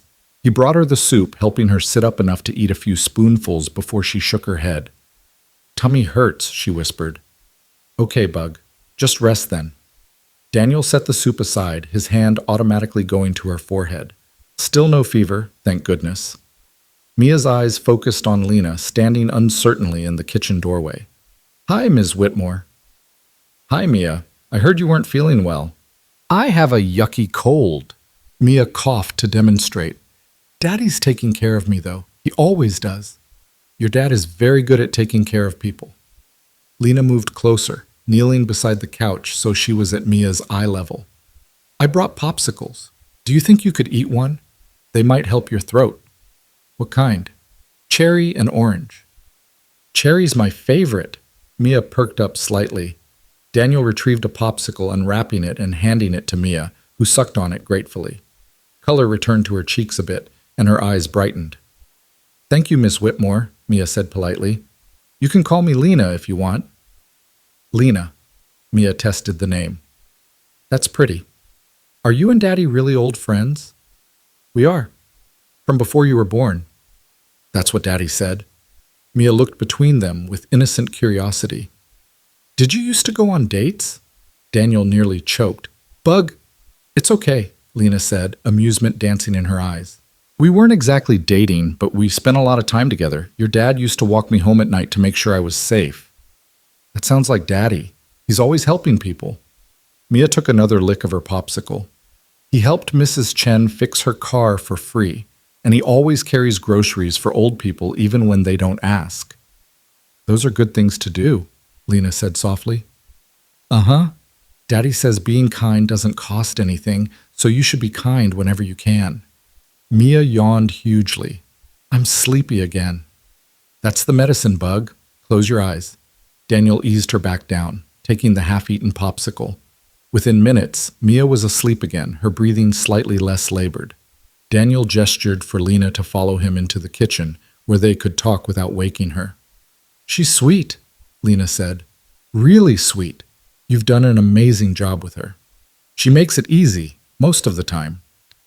Daniel leaned against the counter, suddenly aware of how small his apartment must seem to someone like Lena. 2 bedrooms, worn furniture, toys scattered, despite his best organizational efforts. Sorry about the mess, and the impromptu parenting lesson. Don't apologize. This is your life. This is what I wanted to see. Lena looked around the kitchen, the crayon drawings on the refrigerator, the breakfast dishes still in the sink, the half-finished homework on the table.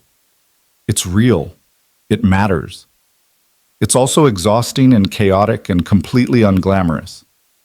Glamorous is overrated. Lena met his eyes. Can I tell you something?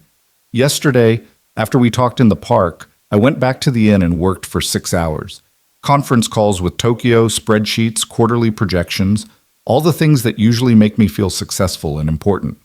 And all I could think about was you and Mia having dinner together. You mentioned making pancakes, and I couldn't stop imagining what that looked like.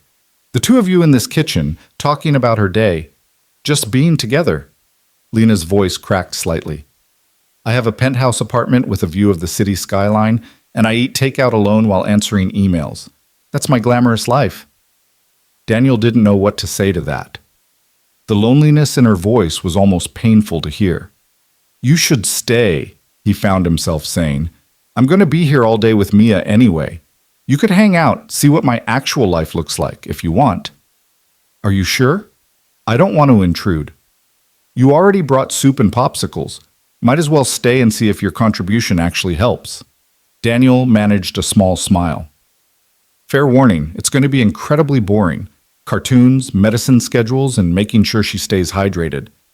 "That sounds perfect," Lena said, and she meant it. The day unfolded in a series of small moments. Mia woke and slept in cycles, each time briefly interacting with Lena before the medicine pulled her back under. During the wake periods, Lena asked questions about Mia's favorite subjects in school, her soccer team, her friends, with genuine interest that wasn't just politeness.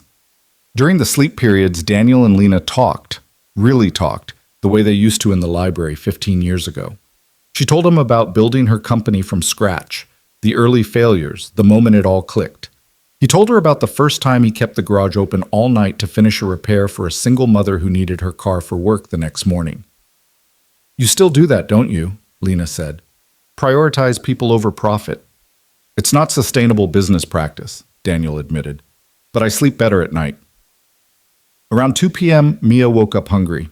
Daniel made grilled cheese sandwiches, one of the few foods Mia would eat when sick, and was surprised when Lena jumped in to help, cutting sandwiches into triangles without being asked. "My mom used to cut them like this," Lena said quietly, "before my father decided hired help should do all the cooking." "What happened to your mom?" Daniel asked, realizing he'd never heard Lena mention her. "She died when I was 16. Car accident." Lena's hand stilled on the knife. "That's when my father went from controlling to unbearable. I think he was scared of losing me too, so he tried to lock me down. Backfired spectacularly.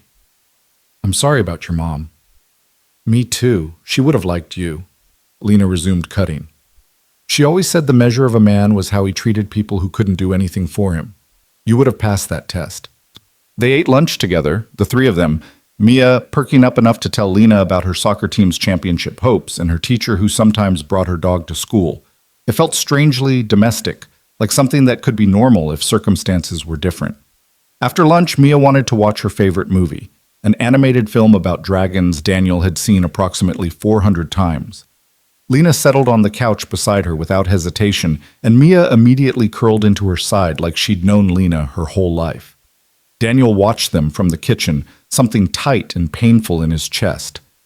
This was dangerous, letting Lena into their life like this, letting Mia get attached to someone who would inevitably leave. But he couldn't bring himself to stop it.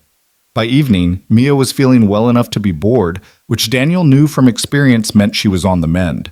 She demanded to do a puzzle, insisted Lena help, and proceeded to boss them both around about which pieces went where. "You're very bossy when you're sick," Daniel told his daughter. "Grandma said bossy is just another word for knowing what you want," Mia retorted, sounding so much like his mother that Daniel's heart ached. "Your grandmother said a lot of things," he replied fondly. "Did you know my grandma?" Mia asked Lena. "No, I never had that honor, but your dad talks about her like she was pretty special." "She was the best." Mia's eyes filled with tears, partially the lingering cold, partially real grief. "I miss her." "I know, Bug." Daniel pulled her into his lap, ignoring the puzzle. "I miss her too." Lena quietly excused herself to the kitchen, giving them space for the moment. When Mia's tears passed and she returned to the puzzle, Lena came back with 3 glasses of water. "Hydration is important," she said, handing one to Mia. "You sound like Daddy. Your dad is very smart about taking care of people." At 7 p.m., Daniel started Mia's bedtime routine. Bath, pajamas, teeth brushing, all accomplished with Lena helping in small ways. Finding Mia's favorite pajamas, filling up her water bottle for the night, locating the stuffed elephant that had gone missing under the couch. When Mia was finally tucked into bed, she looked up at Lena with sleepy eyes. "Will you come back tomorrow?" she asked. Lena glanced at Daniel, uncertain. "If your dad says it's okay." "Of course it's okay," Mia said before Daniel could answer. "You're nice, and you help take care of me. That makes you almost family." "Bug, that's not—" Daniel started, but Mia was already yawning. Night, Daddy. Night, Lena. Good night, sweetheart, Lena said softly.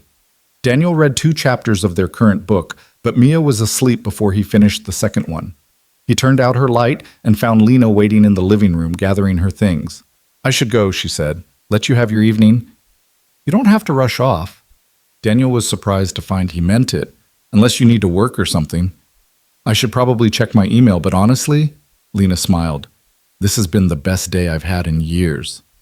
We barely did anything. Exactly. Lena moved toward the door, then paused. Thank you, Danny, for letting me be part of this. I know it's not easy, opening up your life to someone you barely know anymore. You're not someone I barely know. The truth came out before Daniel could stop it. You're Elena Martinez, who made me believe in possibilities. You're just also Lena Whitmore now, and I'm still figuring out how those 2 people fit together. So am I, Lena admitted, but I'd like to keep trying, if you're willing. Daniel thought about Mia's instant attachment, about how natural it felt having Lena in his space, about the way his carefully constructed walls were already showing cracks. Tomorrow night, he heard himself say. Mia usually feels better after the first day. We could all have dinner. Nothing fancy, just the 3 of us. I'd really like that. After Lena left, Daniel cleaned up the remnants of the day, soup bowls, popsicle wrappers, puzzle pieces scattered across the coffee table. His phone buzzed with a text from her. Thank you for today. Sleep well. He replied, You too. See you tomorrow. That night, lying in bed, Daniel admitted something to himself that he'd been avoiding for 2 days. He was falling for Lena Whitmore. Not the memory of Elena Martinez, but the real woman who'd spent her day helping care for a sick 7-year-old, who'd asked genuine questions about his life, who'd looked at his small apartment like it was something precious instead of something lacking. And that terrified him more than anything, because Daniel Reed had spent 15 years building a life that was safe and predictable and free from the kind of heartbreak that came from wanting things you couldn't have. He'd made peace with his choices, with his limitations, with the boundaries of his small-town existence. But Lena made him want more, made him remember what it felt like to dream beyond tomorrow's appointments and next month's bills, made him wonder if maybe, just maybe, he could have something more than survival. The question was whether he was brave enough to try, whether he could risk everything he'd built on the possibility that a CEO from the city might actually fit into his mechanic's life, and whether he could handle it when she inevitably realized she didn't. Morning came with Mia bouncing on Daniel's bed at 6:30, her energy restored and her cough reduced to an occasional tickle. I'm better, Daddy. Can I go to school, please? Daniel groaned, one eye cracking open to see his daughter kneeling beside him, vibrating with recovered 7-year-old enthusiasm. Let me check. He pressed his hand to her forehead, cool, and listened to her breathe. Clear, mostly. How do you feel? Perfect. I need to go to school because we're doing science experiments today, and Emma said we get to make volcanoes, and I can't miss that, Daddy. I just can't. Okay. Daniel sat up, his back protesting the previous day spent on the couch. School it is, but if you start feeling bad again, you tell the nurse immediately. I promise. Mia threw her arms around his neck. You're the best daddy ever. Remember that when you're a teenager, Daniel muttered, but he was smiling. By 7:15, Mia was fed, dressed, and practically dragging him out the door. At the crosswalk, she hugged him, and then paused, looking up with those 2 perceptive eyes. Is Lena coming for dinner tonight? Yeah, she is. Is that okay with you?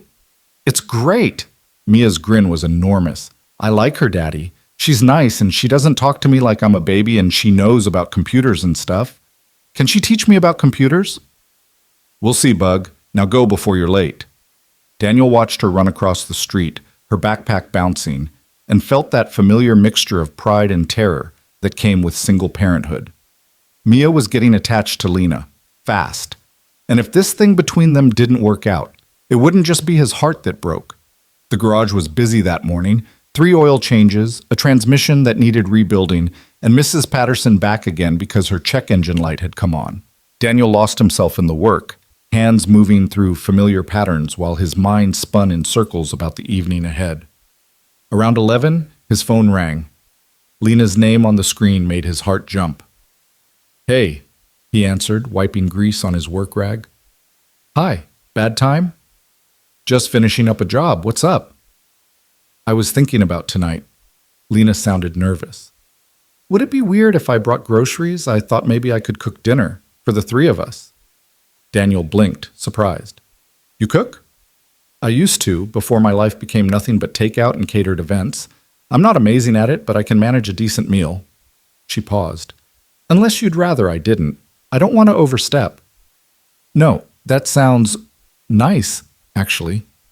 Daniel tried to remember the last time someone cooked dinner in his apartment that wasn't him. Couldn't. "What were you thinking of making?" "Mia mentioned yesterday that she likes spaghetti. I could do that, and maybe a salad, garlic bread. Simple but filling. She'd love that." Daniel hesitated, then added, "I'd love that too." "Okay." Relief flooded Lena's voice. "What time should I come over?" "Mia gets out at 3:30. Anytime after 4? "Perfect. I'll see you then." After hanging up, Daniel stood in his garage staring at his phone like it might explain what was happening to his carefully ordered life. A CEO was coming to his apartment to cook dinner for him and his daughter. This was surreal. "You look like a man who just got asked on a date," Harold from Harold's garage said, leaning against the doorframe with a knowing grin. "I'm working, Harold. What do you want?" "Came to borrow that metric socket set again. But now I'm more interested in why you're smiling at your phone like a teenager." Harold moved closer, his weathered face creasing with amusement. "This about that fancy woman who's been around town? The one in the Mercedes?" "Small towns," Daniel muttered. "Wouldn't be a small town if we didn't mind each other's business." Harold grabbed the socket set from Daniel's workbench. "Sarah at the coffee shop says you two were college sweethearts. That true?" "It's complicated. It always is." Harold headed for the door, then turned back. "For what it's worth, Daniel, you deserve some happiness. Sarah would have wanted that for you." The mention of his mother hit Daniel square in the chest. "Thanks, Harold." Alone again, Daniel returned to the transmission rebuild, but his heart wasn't in it. His mind kept jumping to the evening ahead, Lena in his kitchen, Mia chattering about her day, the three of them around his small table like some kind of makeshift family. The word family stuck in his throat. That's what Mia had said last night. Almost family. Kids didn't understand the complexity of adult relationships, the impossibility of fitting a square peg into a round hole. But maybe Daniel didn't want to understand it either. Maybe he just wanted to enjoy one dinner without overthinking every possible disaster. At 3:30, he closed the garage and drove to Mia's school.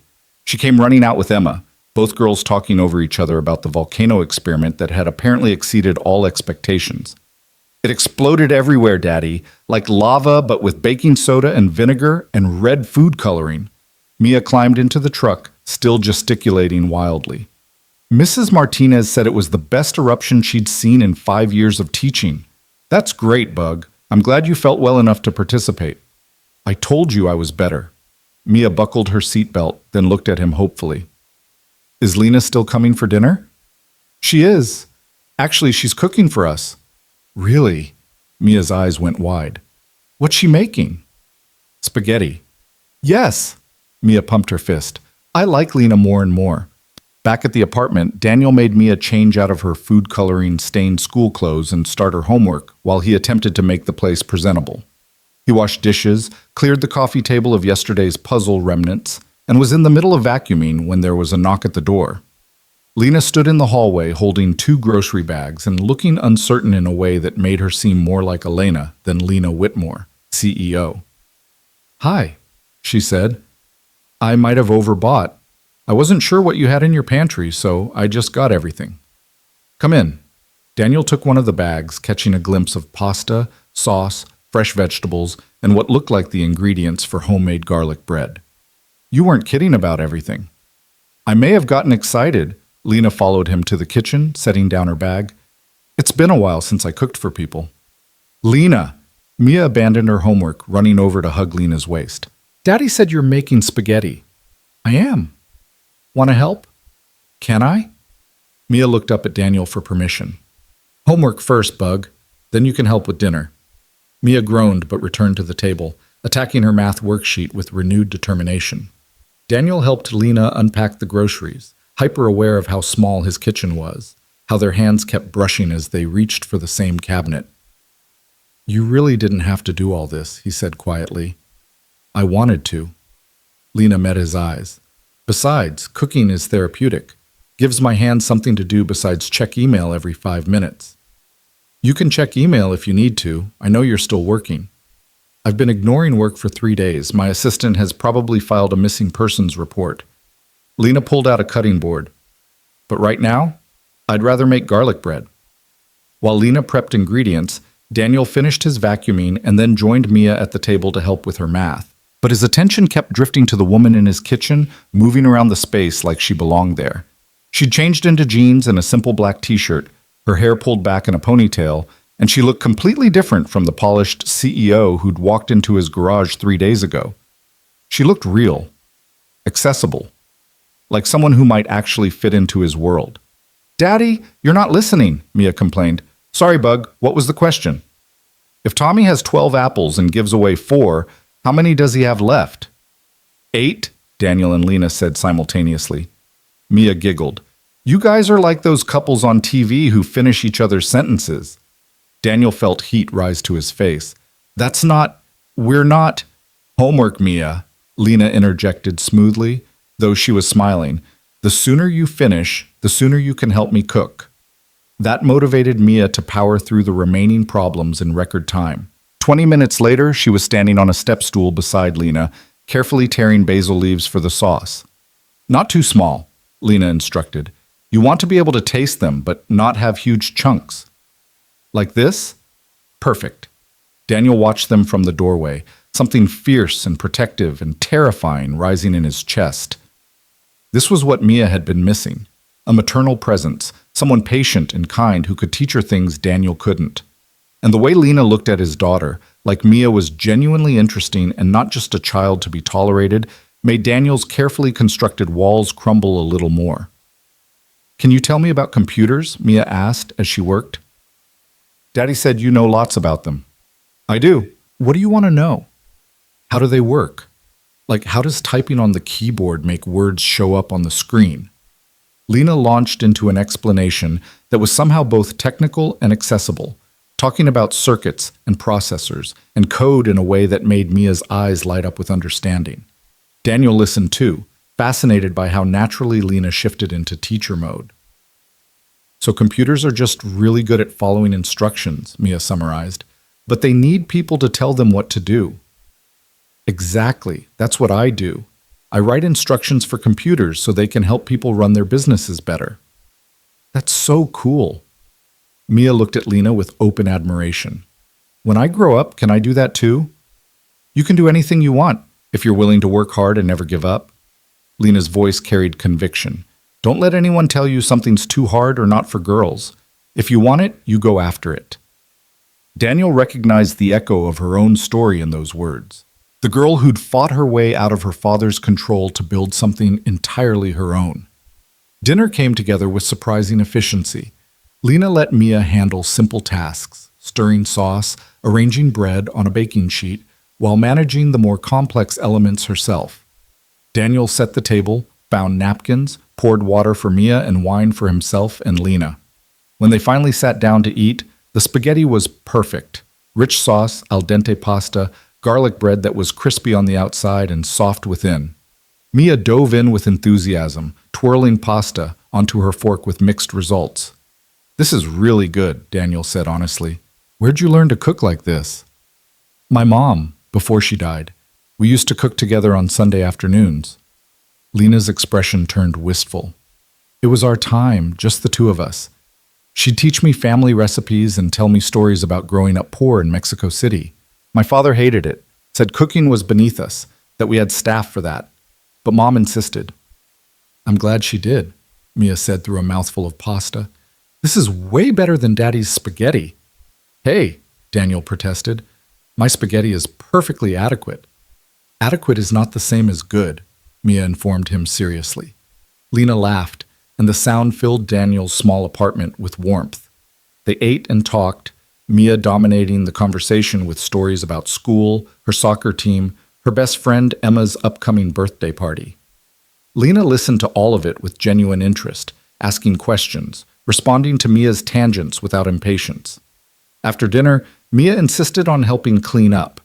The three of them worked together, Mia scraping plates, Daniel washing, Lena drying, and it felt so natural that Daniel almost forgot this wasn't his normal life. Almost forgot that in a day or two, Lena would go back to the city and this temporary domesticity would end. "Bath time, Bug," Daniel announced when the kitchen was clean. "But I'm not dirty." "You have dried food coloring in your hair from the volcano experiment." Mia touched her hair, finding the red streak she'd forgotten about. "Oh, okay, fine." While Mia bathed, Daniel and Lena moved to the couch with their wine. The apartment was quiet except for Mia's off-key singing from the bathroom, something about dragons that she'd learned at school. "Thank you for tonight," Daniel said. "Dinner, helping with Mia, all of it. You didn't have to." "I know I didn't have to. I wanted to." Lena curled into the corner of the couch, her wine glass cradled in both hands. "Is it weird that I've had more fun cooking spaghetti in your tiny kitchen than I had at a 500-person gala last month?" "A little weird, yeah. That gala cost my company $50,000 to sponsor.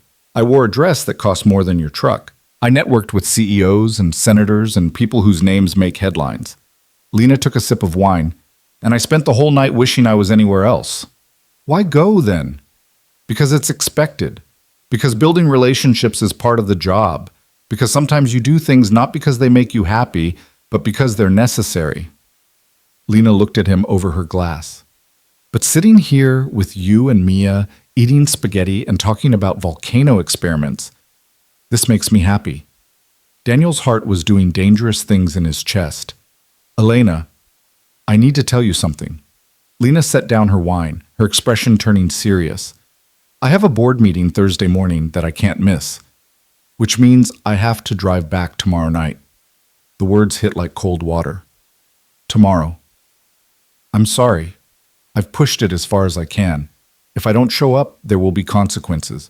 Not just for me, but for my employees, my investors, everyone counting on me." "I understand." Daniel did understand, even as disappointment settled heavy in his stomach. "You have responsibilities. So do you, to Mia, to your garage, to this town." Lena reached for his hand, her fingers tentative. "But Danny, I don't want this to end. These 3 days with you and Mia, they've reminded me what I've been missing, what I've been too busy to even realize I wanted." "What are you saying?" "I'm saying I want to try, really try." Lena's grip on his hand tightened. "I know it won't be easy. I know the logistics are complicated, but I haven't felt this alive in years, and I don't want to walk away from that." Daniel looked at their joined hands, his calloused and scarred from years of mechanical work, her smooth and elegant despite the simple lack of pretension in how she'd spent the evening. Two different worlds, two different lives, somehow meeting in his small apartment. "I want to try too," he admitted, "but I need you to understand what you'd be signing up for. My life isn't glamorous. It's early mornings and late nights, sick kids and broken down cars, small-town gossip and limited options. I can't offer you excitement or adventure." "I don't want excitement. I want real." Lena's eyes were fierce. "I want someone who sees me, not my net worth. Someone who challenges me to be better, but accepts me as I am. Someone who makes me want to cook spaghetti on a Tuesday night instead of working through dinner alone." That's a lot to put on someone. Maybe. But you're the only person in 15 years who's made me feel like I could have both. The career I built and the life I want. Before Daniel could respond, Mia's voice called from the bathroom. "Daddy, I need a towel." "I put clean ones in there this morning," Daniel called back. "I can't find them." Daniel sighed, standing up. "Sorry, parenting duty calls." "I'll be here." In the bathroom, Mia was standing in the tub, dripping wet, having somehow overlooked the towel hanging on the rack directly in front of her. Daniel wrapped her up, helped her dry off, and got her into pajamas while she chattered about whether dragons were real, and if they were, could she have one as a pet. "No dragons, Bug. We barely have room for you in this apartment." "But if we had a bigger apartment?" "Still no dragons." When he returned to the living room, Lena had moved to look at the photos on his bookshelf, pictures of Mia at various ages, a few of Daniel with his mother, one faded photo of his father in front of the garage. "Is this your dad?" she asked. "Yeah, taken about a year before he died." Daniel joined her, looking at the photo with the familiar ache of old grief. He built that garage from nothing, worked 16-hour days to make it successful. I think about him every time I open the bay doors. You honor his legacy. That matters. Some days I wonder if I'm honoring it or just stuck in it. Daniel hadn't meant to say that out loud, but somehow Lena drew out his deepest truths. Those aren't mutually exclusive. You can honor where you came from and still want something different. Before Daniel could explore that thought, Mia appeared in her pajamas, her hair still damp, her favorite stuffed elephant tucked under her arm. "I'm ready for stories," she announced, then looked at Lena hopefully. "Will you read to me?" Lena glanced at Daniel, uncertain. "If your dad says it's okay." "I don't mind," Daniel said. "But Mia, Lena might not." "I'd love to," Lena interrupted. They settled on Mia's bed. Daniel on one side, Lena on the other, Mia in the middle with her elephant. The current book was about a girl detective solving mysteries in her neighborhood, and Mia was deeply invested in the plot. Lena read with different voices for each character, making Mia giggle and Daniel smile despite himself. When she finished this chapter, Mia yawned and snuggled deeper into her pillows. "One more chapter?" she asked hopefully. "Not tonight, Bug. You've got school tomorrow." Daniel kissed her forehead. "Sleep tight." "Night, Daddy. Night, Lena." Mia's eyes were already closing. This was the best day ever. Out in the living room, Lena collected her purse, checking her phone for the first time all evening. Her expression tightened as she scrolled through what looked like dozens of notifications. "Everything okay?" Daniel asked. "My assistant is having a minor panic attack about the board meeting. Apparently one of the directors is pushing to change the agenda, and Marcus thinks I should fly back tonight to prepare." Lena typed out a quick response. "I'm telling him it can wait until tomorrow afternoon. You don't have to stay on my account." "I'm staying on my account because I want to." Lena pocketed her phone. "Besides, I haven't made my case yet." "What case?" "The case for why this could work. Us, I mean." Lena moved closer, and Daniel's heart rate kicked up. "You think the logistics are impossible. I think they're just complicated." "Complicated is underselling it. You live 3 hours away. You run a company. I have a daughter and a business that requires me to be here. So we figure it out. I can work remotely some days. You could visit the city occasionally, bring Mia, make it fun for her. We text, video call, make time for each other however we can. And when that's not enough? When you get tired of splitting your time, of having a boyfriend who can't just drop everything to be with you? Is that what we'd be? Boyfriend and girlfriend?" Lena's lips curved. "Seems very high school." "You know what I mean." "I do. And I also know that nothing worth having comes easy."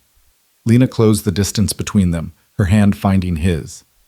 "Danny, I've spent 15 years achieving everything I set out to accomplish. Built a company from scratch, proved everyone wrong, made more money than I know what to do with.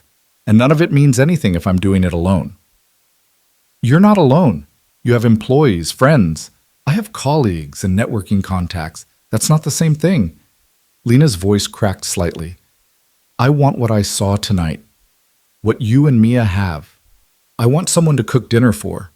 I want bedtime stories and homework help and all the mundane, beautiful things that make up a life." Daniel's resistance was crumbling, his logical arguments falling apart in the face of her raw honesty. "What if I'm not enough? What if my small-town life doesn't measure up to what you're used to?" "What if it's exactly what I need?" Lena countered. "Lena, what if I'm tired of fancy galas and five-star restaurants and conversations that never go deeper than quarterly earnings? What if I want greasy diners and garage apartments and a man who fixes strangers' cars for free because it's the right thing to do?" "Elena, I'm scared too," she interrupted. "Terrified, actually. I'm scared I'll disappoint you, that I won't be good enough for Mia, that I'll mess this up because I don't know how to be in a relationship that's real instead of transactional. But I'm willing to try if you are." Daniel looked at her, really looked at her, and saw not the CEO or the runaway daughter or the ghost of Elena Martinez. He saw Lana, complicated and vulnerable, and standing in his living room asking for a chance. "I'm scared of Mia getting hurt," he said quietly. "She's already attached to you. If this doesn't work, if you decide it's too hard or not worth it, it'll break her heart." "And yours?" "Yeah, mine too."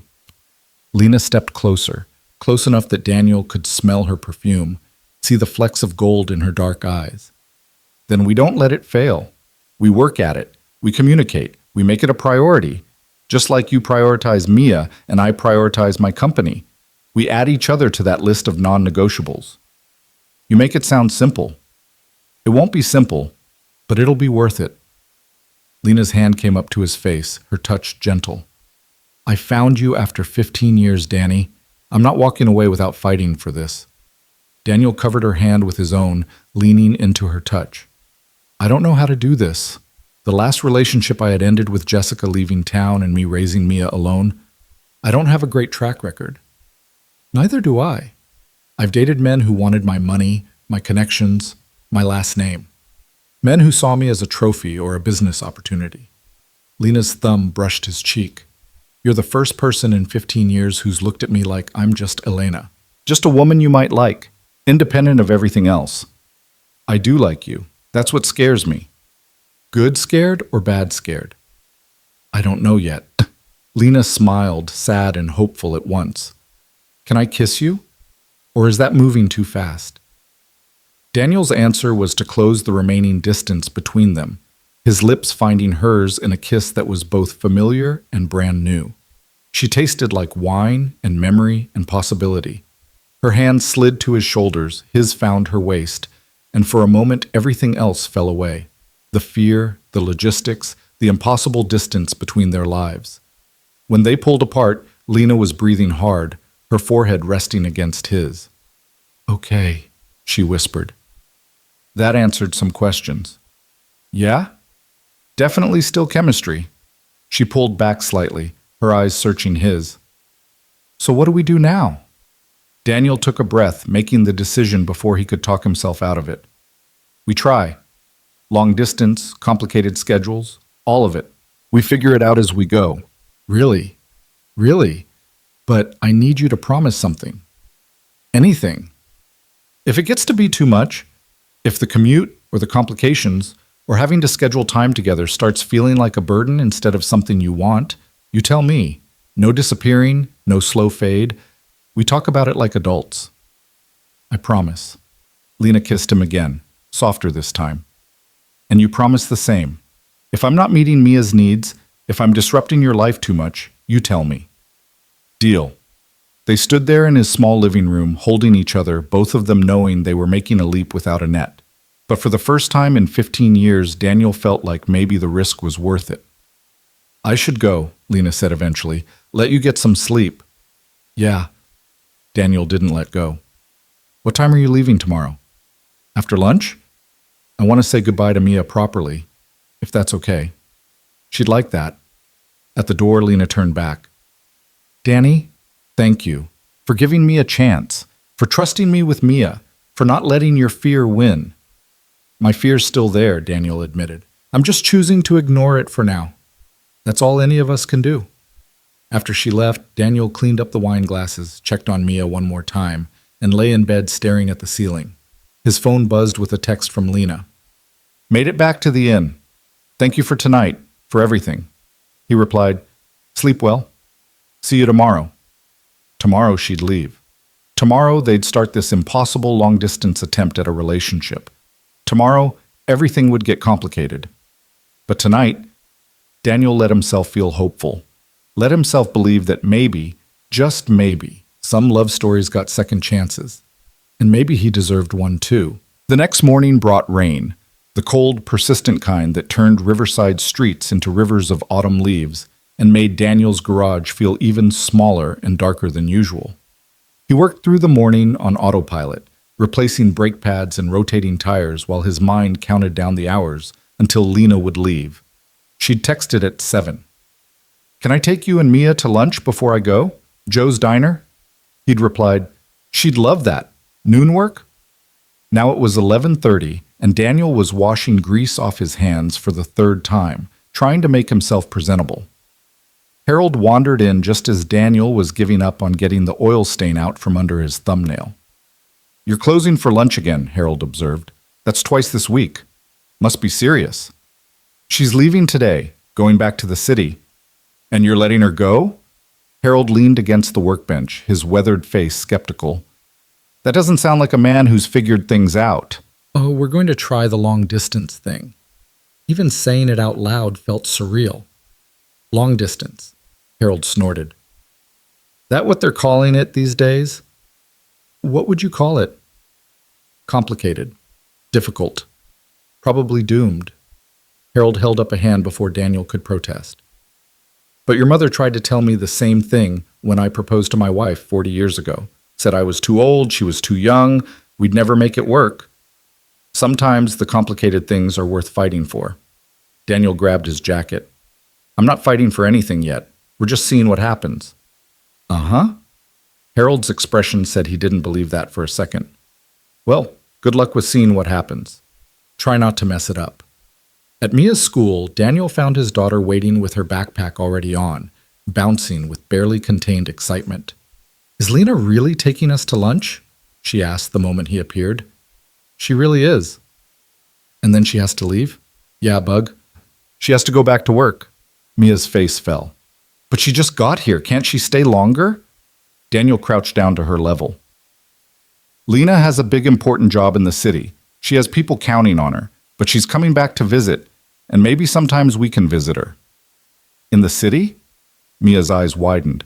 Could we really? Maybe. We'll see. They walked to Joe's diner hand in hand, Mia chattering about her day despite the rain. Lena was already there, sitting in a corner booth, her laptop open in front of her. She looked up when they entered, and the smile that crossed her face was genuine and warm and made Daniel's chest tight. There's my favorite second grader, Lena said, closing her laptop as Mia slid into the booth beside her. I'm in first grade, Mia corrected, but I'm advanced for my age. I can tell. Lena's eyes met Daniel's over Mia's head, and something passed between them. Acknowledgement of what was coming, determination to make these last hours count. They ordered lunch. Burgers for Daniel and Mia, a salad for Lena that Mia immediately declared boring, and fell into easy conversation. Mia dominated the discussion with a story about her friend Emma's upcoming birthday party, which apparently involved both a bounce house and a petting zoo. That sounds amazing, Lena said. When is it? 2 weeks, on Saturday. Mia looked at Daniel hopefully. Can we go shopping for a present after school tomorrow? Sure, Bug. Will you be back by then, Lena? Mia asked. You could come to the party with us. Lena glanced at Daniel, uncertain. I don't know if I can make it back in 2 weeks, sweetheart. I have a lot of meetings scheduled. Oh, Mia's disappointment was palpable. That's okay. I understand. But she clearly didn't, not really. She was 7 years old, and 2 weeks might as well be forever. Daniel saw Lena register that too, saw guilt flash across her face. Tell you what, Lena said. I can't promise the party, but how about I video call you that day? You can show me your outfit and tell me all about it. Really? Mia perked up. Like FaceTime. Exactly like FaceTime. Okay, Mia returned to her burger, mollified. After lunch, they walked Mia back to school together. At the crosswalk, Mia hugged Lena fiercely. I'm going to miss you, Mia said into Lena's shoulder. I'll miss you too. Lena's voice was thick. But I'll call soon, okay? And I'll see you again before you know it. Promise? I promise. Daniel walked Mia across the street, watching her join her friends before heading back inside. When he returned to where Lena waited, she was wiping her eyes. I didn't expect that to be so hard, she admitted. Welcome to parenting. Everything's harder than you expect. They walked back toward Main Street in silence, the rain letting up to a drizzle. Lena's Mercedes was parked in front of the inn, packed and ready to go. I should hit the road, she said, but made no move toward the car. Traffic's going to be terrible if I wait too long. Yeah, Daniel shoved his hands in his pockets. Drive safe. Danny! Lena turned to face him fully. Are we really doing this? Or are we both going to get in our heads about it the second I leave? I don't know, probably both, Daniel managed a smile. but we're still going to try. Okay. Lena stepped closer, her hands finding his. Then I need to say something before I lose my nerve. What? I'm falling in love with you, again, or still, or maybe I never stopped. I don't know. But these 4 days with you and Mia, this is what I want. Not occasionally, not as a break from my real life, but as my actual life. Lena's words came fast, tumbling over each other. I know that's insane. I know we just reconnected, but I've spent 15 years wondering what if, and now I know. You're my what if, Danny Reed. You always were. Daniel's heart was pounding so hard he was sure she could hear it. Elena, you don't have to say it back. I just needed you to know. So when you're lying in bed tonight wondering if this is worth it, if I'm serious, you'll remember that I put it all out there. I'm all in, even if it's terrifying. Daniel pulled her close, his arms wrapping around her waist, his forehead resting against hers. I'm falling too. That's what scares me. I've got Mia to protect, and if I let you in, really let you in, and it doesn't work, it'll break both of us. Then we don't let it not work. Lena's hands came up to frame his face. We fight for this. We make time. We communicate. We show up for each other however we can. What if it's not enough? What if it is? Daniel kissed her, there on Main Street in the rain, not caring who saw or what they'd say. When they broke apart, Lena was crying, and Daniel realized he was too. Call me when you get home, he said, so I know you made it safe. I will. Lena pulled out her keys, then hesitated. 2 weeks. I'll come back in 2 weeks for Emma's birthday party. I'll clear my schedule, tell my assistant it's non-negotiable. I want to be there for Mia. You don't have to. I want to. For her and for me. For us. Lena opened her car door. 2 weeks, Danny, and then we start figuring this out for real. Daniel watched her drive away, her Mercedes disappearing around the bend in the road. He stood there long after she was gone, rain soaking through his jacket, feeling the weight of possibility and fear in equal measure. The next 2 weeks were harder than Daniel anticipated. Work consumed his days. The garage was busier than usual with everyone getting their cars ready for winter. Mia's evenings were packed with homework, soccer practice, and the elaborate preparations for Emma's party. But every spare moment, Daniel's mind drifted to Lena. They texted constantly. Good morning messages and good night check-ins. Photos of Mia's latest art project. Screenshots of Lena's meetings that had run too long. Video calls when they could manage them, usually late at night after Mia was asleep, both of them exhausted, but unwilling to hang up. Tell me about your day, Lena would say, and Daniel would describe oil changes and transmission rebuilds, the mundane details of his small-town life. And she'd listen like it mattered, like his world was as interesting as hers. In return, she told him about board meetings and product launches, the stress of managing 200 employees, the constant pressure to grow and scale and never slow down. I'm tired, she admitted one night, 10 days after leaving Riverside. Not physically, just tired of performing, tired of being Lena Whitmore, CEO, instead of just Lena. Then just be Lena, Daniel said, at least with me. That's why I need you. You let me be both. But the distance was taking its toll. Lena missed Mia's soccer game because of a client emergency. Daniel had to cancel a video call because Mrs. Patterson's car broke down at 9 p.m. and he was the only mechanic she trusted. The logistics they'd promised to figure out felt increasingly impossible. On Thursday of the second week, Daniel's doubts crystallized during a conversation with Harold. She coming back this weekend? Harold asked, wiping oil from a dipstick. That's the plan. But I don't know how sustainable this is. She's got a company to run. I've got Mia and the garage. We're trying to build something on stolen moments and video calls. Your mother and I lived apart for 6 months when we were first married, Harold said. She was finishing nursing school in the city. I was here running the garage with your dad, hardest 6 months of my life. How'd you make it work? We decided we were more important than the inconvenience, simple as that. Harold set down his tools. Question is, are you and this woman more important than the complications? Daniel didn't have an answer. Friday morning, Mia woke up asking if Lena was really coming to Emma's party. She said she would, Bug. But what if she can't? What if work is too busy? Then we'll be disappointed, but we'll understand. Daniel helped Mia into her jacket. Sometimes adults have responsibilities they can't get out of. You always show up for me, Mia pointed out. You came to my soccer game even when Mrs. Patterson's car was broken. That's different. You're my daughter. You come first, always. Doesn't Lena want to come first too? The question haunted Daniel all morning. Did Lena want to be a priority, or was she content being fit into the margins of his life? And more importantly, could he handle being fit into the margins of hers? At noon, his phone rang. Lena's name on the screen made his stomach flip. Hey, he answered. Everything okay? No. Her voice was strained. Danny, I'm so sorry. The board meeting I pushed to next week got moved to tomorrow. Emergency session about a potential acquisition. I tried to reschedule, but 3 of the directors can't do any other time, and if I don't show up, you can't make it to the party. Daniel's heart sank. I'm so sorry. I know I promised Mia. I know I said I'd be there. Lena sounded close to tears. I tried everything. I offered to video conference and to send my COO, but they're voting on something that requires my presence. If I don't go, I could lose control of my own company. Daniel closed his eyes, fighting disappointment. I understand.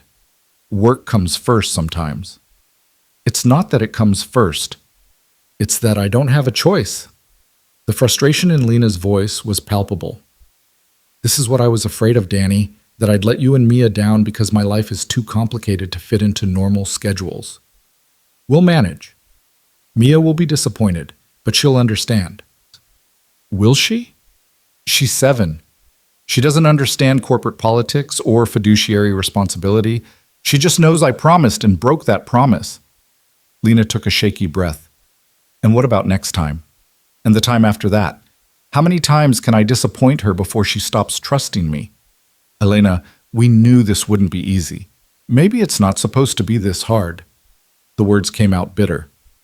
Maybe the universe is telling us we're forcing something that doesn't fit. Daniel's chest tightened. Is that what you think? Silence stretched between them. Finally, Lena said quietly, I don't know what I think anymore. I just know I can't keep hurting the people I care about because I'm trying to be in 2 places at once. So what are you saying? I don't know. I need to think. Can we talk after the board meeting when I'm not so overwhelmed? Yeah, sure. Daniel's voice came out hollow. Good luck tomorrow. After they hung up, Daniel sat in his garage staring at his phone. This was what he'd been afraid of from the beginning, that the reality of their lives wouldn't match the fantasy. That love, no matter how genuine, couldn't overcome logistics. That evening, he had to tell Mia that Lena couldn't make it to the party. Oh, Mia's face fell. Okay. She's really sorry, Bug. She has an important work thing she can't miss. I know. It's fine. But Mia's voice was small, and she didn't ask any follow-up questions. That night, after Mia was asleep, Daniel sat alone in his living room with a beer he wasn't really drinking. His phone stayed silent. No text from Lena, no call, nothing. The absence felt louder than any argument. He thought about texting her, thought about calling. But what would he say? That he was scared? That watching Mia's disappointment had confirmed all his worst fears? That maybe they should quit before they hurt each other more? His phone finally buzzed at 11 p.m. But it wasn't Lena. It was Sarah from the coffee shop. Just heard the wildest thing from my cousin who works at the Riverside Inn. Thought you should know. Daniel frowned, typing back, "Know what?" Lena Whitmore just checked back in. Room 7. Same one she had before. Daniel stared at the message, his heart hammering. Lena was in Riverside? But she'd said she couldn't make it. She'd said... His phone rang. Lena's name. Danny? Her voice was breathless. I'm at the inn. Can you come over? I need to talk to you. It's 11 p.m. Mia's asleep. I can't just...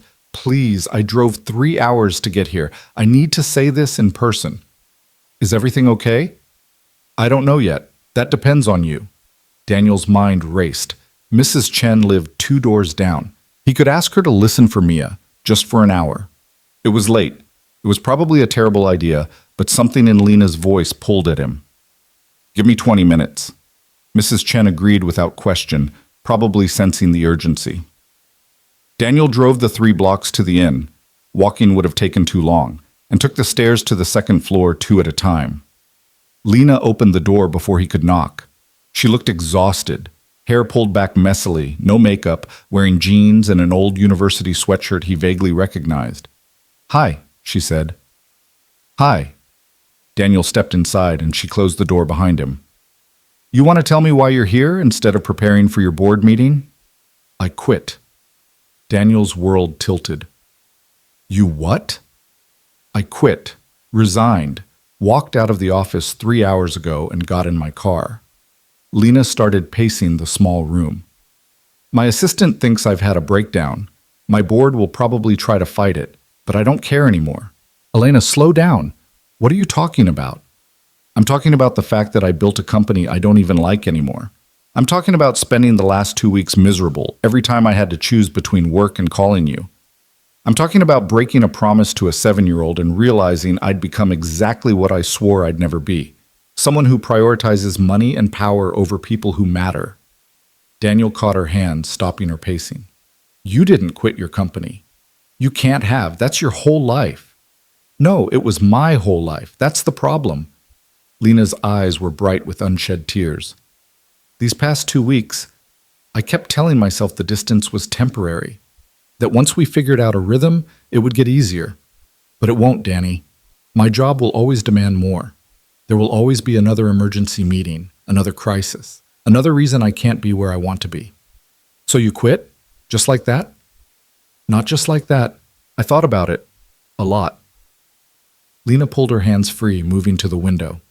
"I thought about what I told Mia at dinner, that you can do anything if you work hard and never give up. And I realized I've been working hard at the wrong things. Building a company I don't love. Chasing success that doesn't make me happy. Ignoring what I actually want because I was too stubborn to admit my father might have been right about one thing." "What's that?" "That there's more to life than work." Lena turned to face him. "I don't need to be a CEO to be successful. I don't need an $800 million company to prove I'm worthy. What I need is to wake up in the morning and actually want to live my life instead of just manage it." Daniel's head was spinning. "Okay, but quitting seems extreme. You could step back, hire someone to run day-to-day operations." "I don't want to step back. I want out." Lena's voice was firm.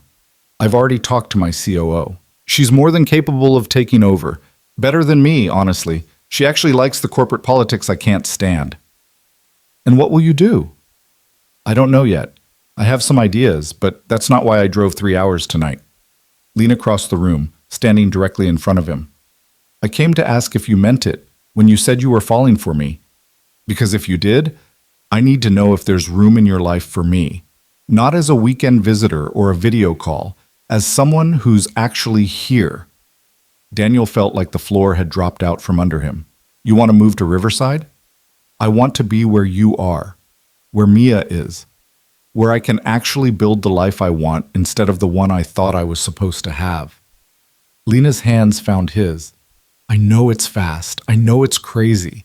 But I also know I've spent 15 years wondering what if, and I'm done wondering. I want to find out." "Elena, you can't just uproot your entire life for me, for us. What if it doesn't work?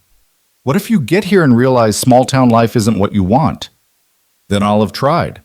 I'll have taken the chance instead of letting fear make my decisions." Lena's grip tightened. "But I don't think that's what will happen. I think I'll wake up in a place where I can breathe, where success means making dinner with people I love instead of closing another deal, where I matter because of who I am, not what I've built." Daniel wanted to argue, wanted to point out all the logical flaws in her plan, but looking at her face, determined and vulnerable and so completely certain, he couldn't find the words. "What about Mia?" he asked quietly. "If you move here, she'll get even more attached. And if you change your mind—" "I won't change my mind." Lena's voice was fierce. "Danny, I watched Mia's face when you told her I couldn't make the party. I saw how hard she tried to hide her disappointment. And I realized I never want to be the person who lets her down again. I want to be the person who shows up, who keeps promises, who earns her trust by being there. That's a big commitment. I know, and I'm not asking to be her mother or step in where I don't belong. I'm just asking for a chance to be part of her life, part of your life, whatever that looks like. Daniel pulled her close, his arms wrapping around her, his face buried in her hair. She smelled like expensive shampoo and the rain she'd driven through to get here, and she felt solid and real and terrifying. I'm scared, he admitted into her shoulder. Me too. Lena's arms tightened around him. But I'm more scared of not trying, of looking back in another 15 years and wondering what if one more time. They stood there for a long moment, holding each other while Daniel's mind raced through possibilities and obstacles and logistics. Finally, he pulled back enough to see her face. Okay, he said, but we do this carefully. No rushing. You get a place of your own first, not here with me and Mia. We date like normal people. We give Mia time to adjust. And if at any point you realize this isn't what you want, you tell me immediately. I can do that. Lena smiled through her tears. Though I should probably warn you, I've never dated like normal people. I don't know what that looks like. It looks like dinner on Tuesdays, coffee on Saturday mornings, movie nights where Mia falls asleep halfway through and we have to carry her to bed. Daniel traced her cheek with his thumb. It looks boring and mundane and absolutely nothing like your old life. Perfect, Lena whispered. When do we start? How about tomorrow? There's a birthday party at 2 p.m. I know someone who'd be really happy if you showed up. Lena's face lit up. I thought you'd never ask. The next morning, Daniel woke Mia gently.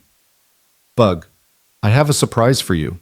Mia rolled over, rubbing her eyes. What kind of surprise? The kind where Lena's in town and wants to take you shopping for Emma's birthday present, if that's okay with you. Mia sat up so fast she nearly headbutted him. Really? She came back? She really did. Her meeting got canceled and she drove here last night. Can we go see her right now? Daniel laughed. How about we eat breakfast first? Then we'll meet her at the store at 9. Mia was dressed and ready in record time, practically vibrating with excitement. At the store, Lena was waiting by the toy section, and Mia ran straight into her arms. You came back, Mia said, hugging her tight. I promised, didn't I? Lena caught Daniel's eye over Mia's head.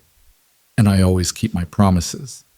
They spent the morning shopping for Emma's present. Mia eventually settled on an art kit after much deliberation, and then got ice cream despite it being barely 10 a.m.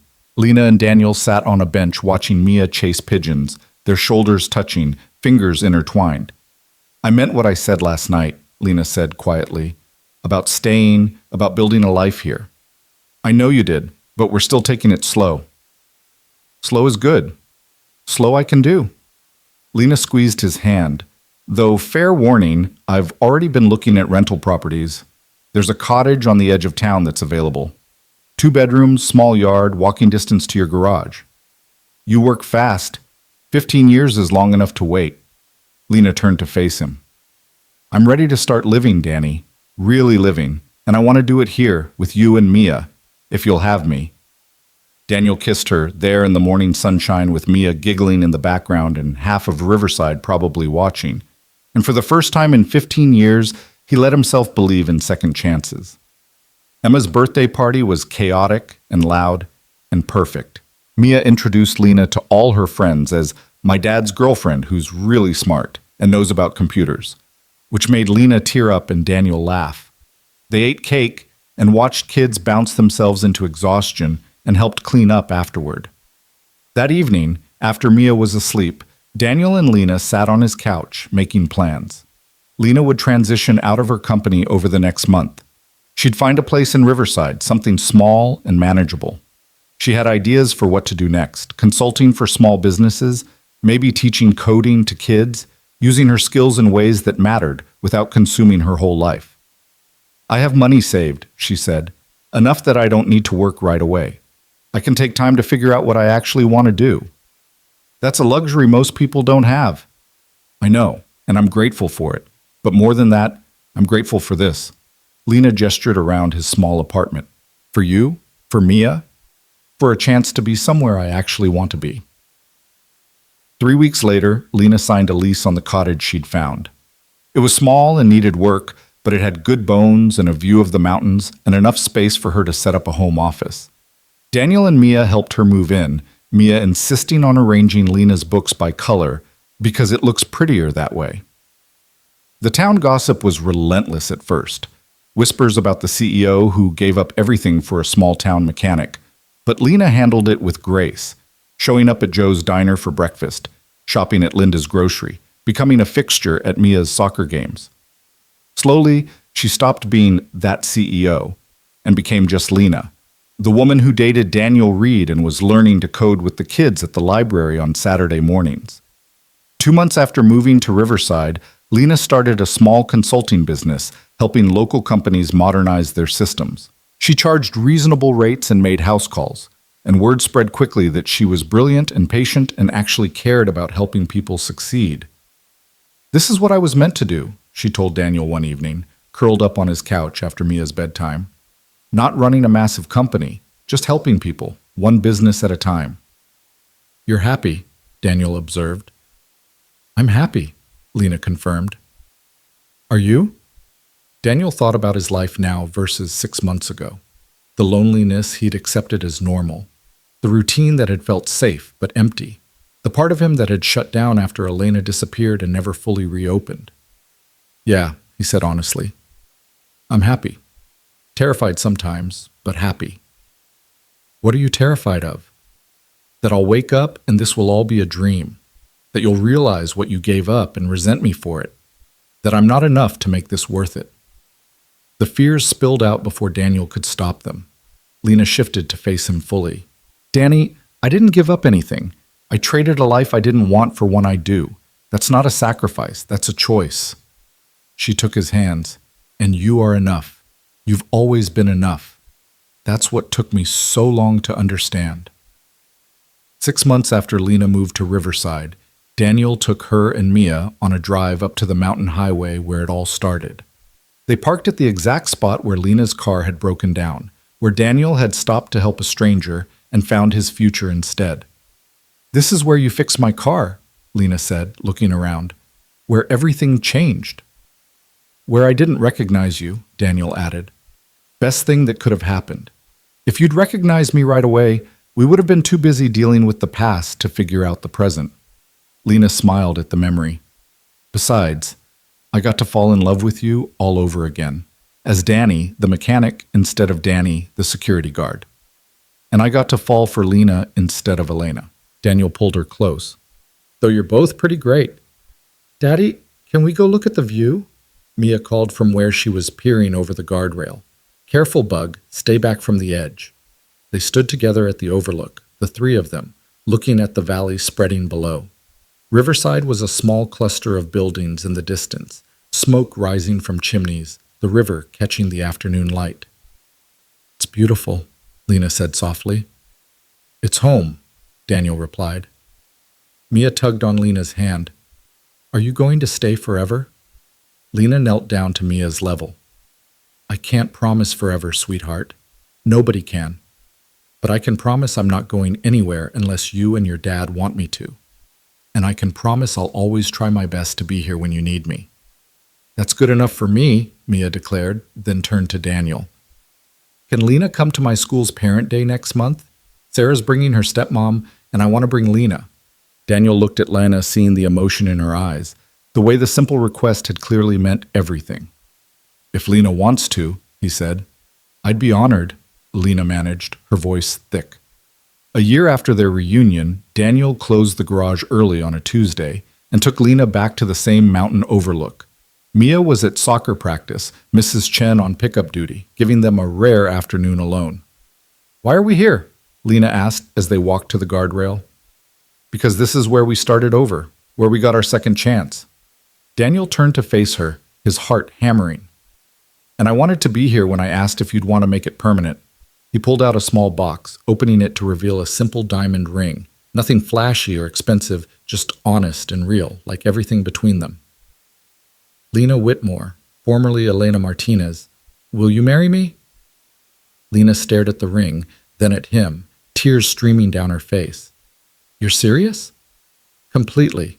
I know we said we'd take it slow, and we have. But I also know I don't want to spend another day without you being officially part of this family.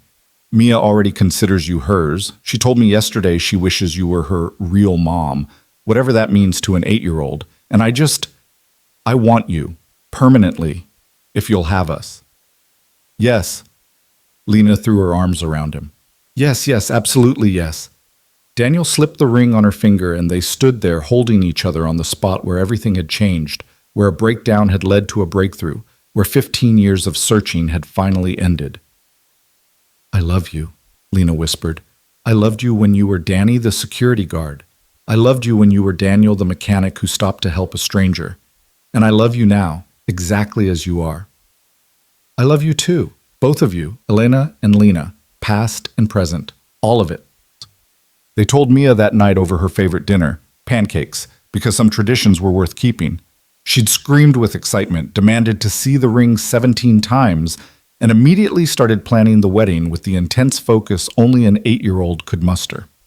Can I be the flower girl? Can we have a chocolate cake? Can my whole soccer team come? Can we get a puppy? Yes, maybe, and we'll talk about it, Daniel answered in order, laughing. 6 months later, they got married in Riverside Park on a perfect autumn afternoon. It was small, just friends, Mia's soccer team, Harold and Sarah, and everyone from town who'd watched their story unfold. Lena wore a simple white dress, Daniel wore his best suit, and Mia wore a princess dress she'd picked out herself, complete with sparkly shoes. They exchanged vows under the same trees where they'd had their first real conversation after reuniting, where Lena had told Daniel the truth about her past, and he'd chosen to give her a chance anyway. I promise to choose you, Daniel said, his voice steady despite the emotion. Every day, through complications and logistics and whatever life throws at us. I promise to see you, all of you, and love every version. I promise to show up, Lena replied, tears running freely. To keep my promises to you and Mia. To build a life that matters more than success. To never disappear again, even when things get hard. I'm here, Danny. I'm home. When they kissed, Mia cheered louder than anyone, and Daniel thought about the impossible journey that had led them here. A girl who ran from her father's control. A boy who gave up his dreams to care for his mother. 15 years of separate lives, and wondering what if. And finally, on a random Tuesday, on a random highway, fate had given them another chance. Sometimes love didn't arrive on time. Sometimes it broke down, got lost, took the scenic route through heartbreak and disappointment and years of wondering.